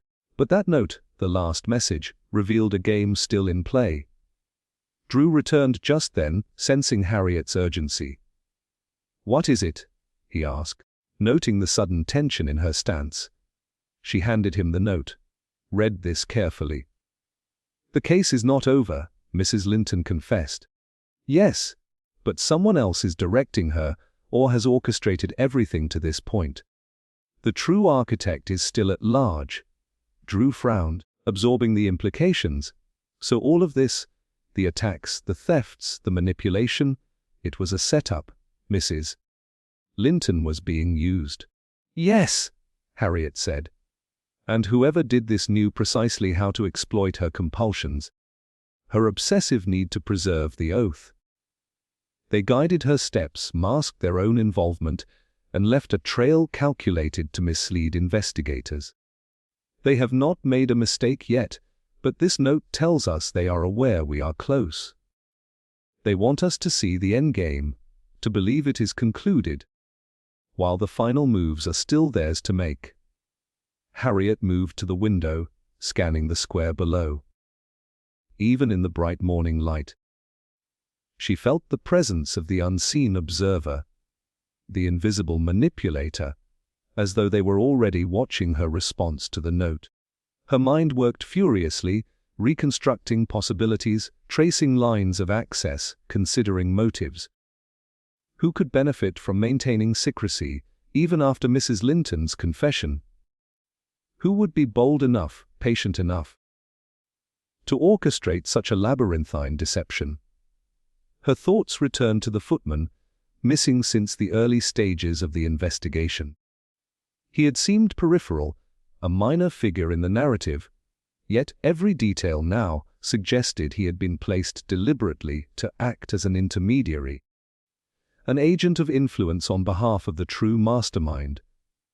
His sudden disappearance, combined with the fresh scuff mark and the note, implied that he might be the link Harriet had overlooked, the final piece connecting Mrs. Linton's actions to someone far more calculating.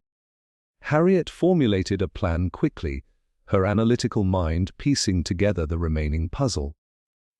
The mastermind would expect her to follow the predictable sequence of logic, trace the stolen objects, confront the obvious suspect, and secure the confession.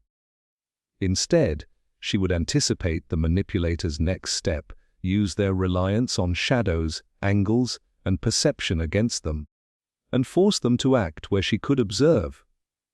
By late afternoon, she had arranged the final trap. Using the fifth window as a vantage point, she placed a decoy, a small bundle of papers similar in appearance to the originals, on the mantel, positioned in such a way that it would draw attention without alerting the casual observer. She asked Drew to discreetly guard the perimeter, and then waited in the room below, maintaining an air of casual presence while her mind ran through every possible scenario. Hours passed. Harriet's patience was absolute. The killer would act only when compelled by their psychology, as Mrs. Linton had acted under duress. Finally, movement above the balcony drew her attention. A shadow appeared, small and lithe, and in an instant, Harriet recognized the figure of the missing footman. His movements were precise, careful, but his eyes betrayed something more. Hesitation, the faintest flicker of recognition that Harriet had anticipated. The decoy papers had worked. He reached for them, confirming his role as intermediary, the conduit for the true mastermind. Harriet stepped forward, her voice calm but carrying authority. "I see you," she said, "and I know why you are here. The fifth window may have hidden the truth before, but not today." The footman froze, caught off guard. Panic flickered in his eyes, but Harriet's composure never wavered. She had prepared for this moment, knew how to read the subtle reactions that would betray the deeper truth. In that instant, the final revelation crystallized. The mastermind had been manipulating events from the shadows all along, using fear, loyalty, and perception to control every move. The ultimate deception was now fully exposed, and Harriet, unwavering and exacting, held the power to conclude the labyrinthine case once and for all. The footman's shoulders slumped, the tension broken, and the final piece of the puzzle fell into place. Harriet's gaze swept over him, steady and penetrating. "It ends here," she said. "The fifth window has revealed its secrets. The hidden hand is known, and no further manipulation can prevail. Step down, and we can conclude this without further harm." He hesitated, then slowly descended, the reality of exposure overriding any remaining loyalty. The long game of shadows, deception, and obsessive manipulation had come to an abrupt, inevitable conclusion. Harriet felt the satisfaction of certainty. The true mastermind was unmasked, the pattern of control dismantled, and the intricate web of the fifth window finally, irrevocably unraveled. The footman's surrender was quiet but definitive. Drew moved quickly to secure him, while Harriet's sharp eyes took in every nuance. The way his shoulders slumped, the subtle tremor of his hands, the flicker of relief in his gaze. He was not the architect of the chaos, but he was the last visible link to the true mastermind. The one who had pulled the strings from the shadows and left a trail of fear and misdirection in their wake. With Drew holding him at the center of the drawing room, Harriet began the reconstruction of the events for everyone still present, tracing each subtle clue that had been overlooked until now. She gestured to the fifth window, the lace curtain fluttering faintly in the breeze. This window, she said, was not merely a symbol, it was a device for control. Every stolen paper, every staged attack, every seemingly trivial gesture was calculated around it. Mrs. Linton, still seated and trembling from her earlier confession, looked up, her eyes wide and fearful. Harriet's voice remained calm but authoritative. "You were right to act according to your sense of duty, yet wrong to believe you were alone. The true manipulator was watching, guiding your actions, and masking their own involvement. The footman here was their intermediary, their hands and eyes when it suited their plan." She moved to the mantel, tracing her fingers over the space where the decoy papers had been placed. These papers, though decoyed, reveal the psychology at work. They were designed to provoke action, to test loyalty, to confirm that the pattern could be replicated. The footman responded precisely as anticipated. And now we know why. He was following instructions, not creating them. Harriet paused, letting the weight of her words settle over the room. The mastermind remains unseen, their presence felt in every shadow, every manipulation, every coerced act. Yet even now, their methods have been laid bare, their influence exposed. The chain of events they engineered cannot continue unchecked. The fifth window has been stripped of its secrets, the patterns recognized, and the logic unraveled. Drew, still holding the footman, asked, "So the true criminal escapes?" Harriet shook her head slowly. "Not entirely. The network of influence is contained, the immediate threat neutralized. Mrs. Linton's compulsions have been revealed, the footman's obedience curtailed, but the ultimate architect, the one who orchestrated the manipulations from afar, remains at large. That is the unsettling truth. Justice, in its fullest sense, has been partially served, but the mind behind it all may still linger, watching, waiting." She turned to the assembled witnesses, her voice measured and precise. "Look closely at what you have seen. The clues were all present. Yet subtle the scuff marks along the floorboards, almost imperceptible, the small gestures that revealed fear or guilt, the precise positioning of objects, the way shadows were manipulated to conceal intent. Each was a whisper of the greater design, a signal that the world is rarely as it seems." Mrs. Linton lowered her gaze, shame and relief mingling in her expression. I see now," she whispered. "I thought I controlled it, but I was controlled myself." Harriet's eyes softened slightly. "Yes. You acted from fear, loyalty, and obsession. But understanding this allows us to prevent further harm. Recognition of manipulation is the first step toward freedom from it. She gestured toward the fifth window once more. This window has been the stage, the instrument, and the witness. From the angle of the light to the flutter of the lace, every detail was used to orchestrate perception. Only by observing, by noting the minor inconsistencies, the repeated gestures, the misalignments, could the true pattern emerge. The footman, now seated under Drew's watchful eye, muttered, "I thought I was helping. I didn't know it was all so much." "You were following orders," Harriet said gently. "Your actions were guided.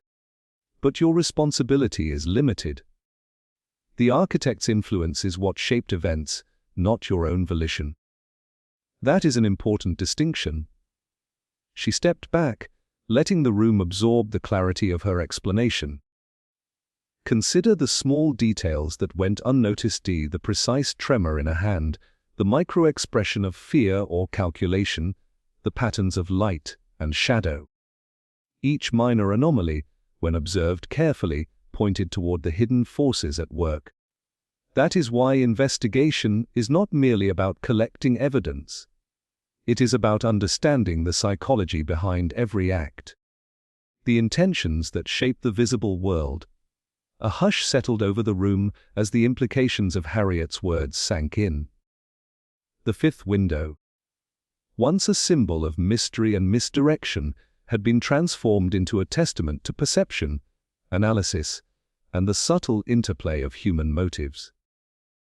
Yet even in the wake of explanation and confession, a quiet tension lingered. The sense that the ultimate manipulator, the one who had orchestrated every event from behind the scenes, might still evade justice, watching from the periphery, waiting for an opportunity. Harriet moved to the doorway, preparing to leave the room and allow the authorities to take control of the immediate situation. Drew followed, the footman in tow, and Harriet cast one last glance at the fifth window, the lace curtain trembling faintly in the light. She knew the square below. The angles, the shadows, and even the most seemingly insignificant gestures had been instruments in a larger design.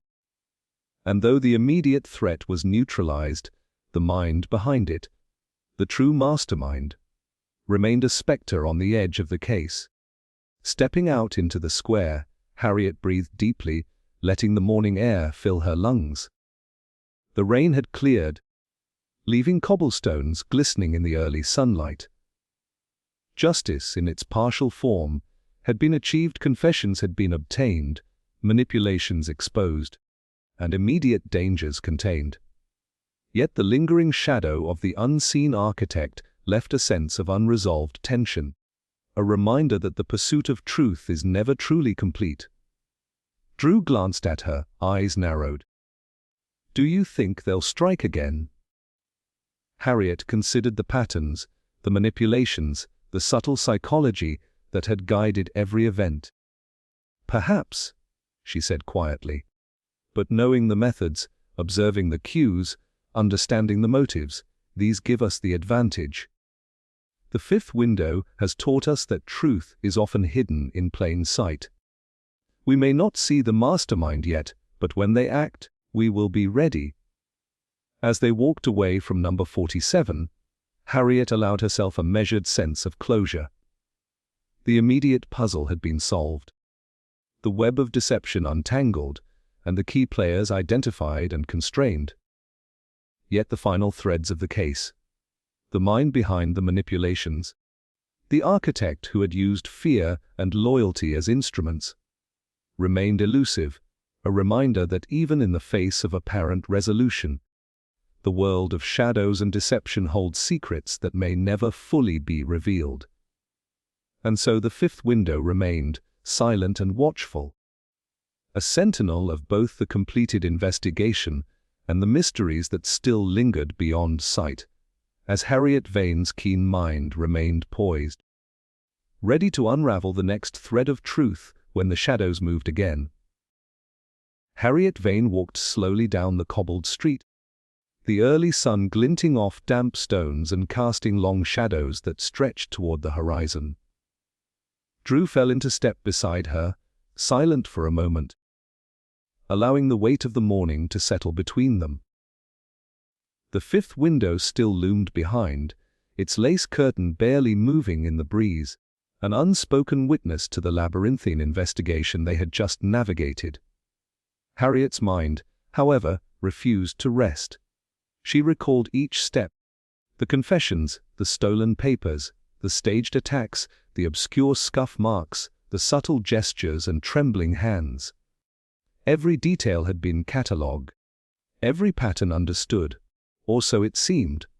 Yet, as she glanced at the window one last time, a tiny anomaly caught her eye, a faint glimmer, almost imperceptible along the sill. A small, polished object reflecting sunlight. Something that had not been there when she orchestrated the final confrontation. Harriet's curiosity flared. She crouched briefly, inspecting it from the street. It was a tiny metallic pin, unremarkable in appearance, yet deliberately placed. The edges were sharp, the finish meticulous, and most intriguingly, it bore an engraved symbol. A circle bisected by a thin line, faint but deliberate. It was not the work of Mrs. Linton, nor the footman. This was a signature, a calling card, a quiet message left by the true mastermind. The smile that tugged at the corner of Harriet's lips was subtle, but knowing the final thread had yet to unravel, Drew noticed her pause and followed her gaze. "What is it?" he asked. Harriet pocketed the pin carefully. "A signal," she said. "The architect of all this, the one who orchestrated events from the shadows, wants us to know they are still present. They are patient, calculating, leaving nothing to chance. And they are aware that we know. Yet this small token suggests they are confident, even audacious. The mystery is not fully concluded." Drew frowned. "So even after everything, it's not over?" "Not entirely," Harriet admitted. "We have resolved immediate dangers, constrained the pawns, revealed the obsessive patterns, and exposed the motives. But the mind behind it, the true manipulator, remains at large. They have left a breadcrumb, and I intend to follow it." She rose, brushing her skirts lightly against the wet cobbles, and began walking again, her steps measured, her mind racing. The pin, small though it was, spoke volumes. It indicated meticulous planning, a message hidden in plain sight, and the cunning to avoid detection while still communicating. Harriet understood the psychology immediately. The mastermind craved acknowledgement, yet thrived in secrecy. To leave a message was to exert control, to declare awareness of the observer while still remaining beyond reach. Passing familiar streets and shuttered windows, Harriet considered the broader implications. Who could possess such patience and foresight? Who had the insight to manipulate not only Mrs. Linton but every other player, weaving them into a complex narrative designed to mislead and test? It was a mind attuned to human weakness and predictably irrational behavior, one that valued strategy above all, and thrived on the subtlety of influence rather than overt force. She recalled the ledger once more, the annotation beside Sarah Goring's entry. The patterns of scuff marks, the decoy papers, the strategic placements along the fifth window. Each of these was a puzzle piece placed deliberately to misdirect, to test perception. Harriet realized with a surge of exhilaration that she had been drawn into a game far more intricate than even she had initially appreciated. The immediate mystery had been resolved, but a deeper layer had been concealed beneath it all, waiting for her to notice the traces. Stopping at a quiet corner, Harriet allowed herself a brief moment of reflection. The fifth window had been both stage and instrument, Mrs. Linton a willing participant. the footman a conduit. Yet all of it had been orchestrated to conceal a higher intelligence, one that she now understood to be observing not only the participants but the investigator herself. The audacity and subtlety of it left her both unsettled and exhilarated. She had found patterns, motives, and confessions, but the final chess piece remained elusive. She glanced at the pin once more, turning it in her fingers. The engraving was faint, precise, and deliberate. A symbol meant to communicate control, awareness, and perhaps even challenge. Harriet's mind raced with possibilities. Codes, hidden meanings, directions. Perhaps even a future meeting. She knew that whoever had left it had calculated every response, including her own, and that understanding its full significance would be crucial to the next stage of the investigation. Drew, noticing her pensive silence, asked, "Do you think it's a threat?" Harriet's gaze lifted, eyes sharp and analytical. "Not a threat in the conventional sense," she said. "It is a message, a reminder that the true game is not yet concluded. The mastermind is confident in their ability to remain unseen. Yet they desire acknowledgement. It is both a warning and a puzzle, a challenge to be solved." As they continued down the street, Harriet considered the psychological profile, the meticulous planning, the patient observation. Every clue, every subtle gesture, every seemingly minor detail had contributed to the narrative. The mastermind had not only manipulated events, but had anticipated the investigative steps, leaving just enough misdirection to protect themselves while still revealing their presence. The sophistication was daunting, but Harriet's mind, trained in observation and deduction, felt a thrill at the challenge. Arriving at a quiet cafe, Harriet paused, looking out at the bustling square. People moved oblivious to the complex web of secrets that had just been unraveled around them. She slipped the pin into her pocket, knowing it was a tangible link to the unseen manipulator, a key to future revelations. "Then we wait?"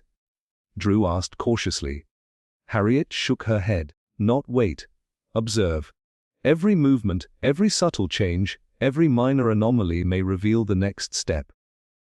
The fifth window taught us that the smallest details often hold the greatest significance. This is merely the beginning of the next chapter." The square glimmered in the afternoon light, quiet but charged with potential. Harriet felt the familiar rush of anticipation, the knowledge that the threads of human behavior, deception, and observation never truly rest, and that even in the wake of apparent resolution, mysteries remain, waiting to be discovered. As they walked away, Harriet's mind returned one final time to the fifth window, to the lace curtain that had fluttered over decades of secrets. The pin, the subtle scuff, the faint symbol, all of it was a promise that the game was far from over. She smiled faintly, the thrill of the unknown stirring in her chest. Justice had been partially served, truths had been revealed, yet the shadow of the unseen mind lingered. A silent challenge that she would not ignore. And so, as Harriet Vane and Drew disappeared into the bustling streets, the fifth window stood quiet, observing and waiting, its mysteries unresolved, its secrets partially revealed, a testament to the enduring, unending pursuit of truth that would call Harriet back again, to chase the hidden mind that had orchestrated it all, leaving just enough breadcrumbs to ensure that a mystery never truly ends.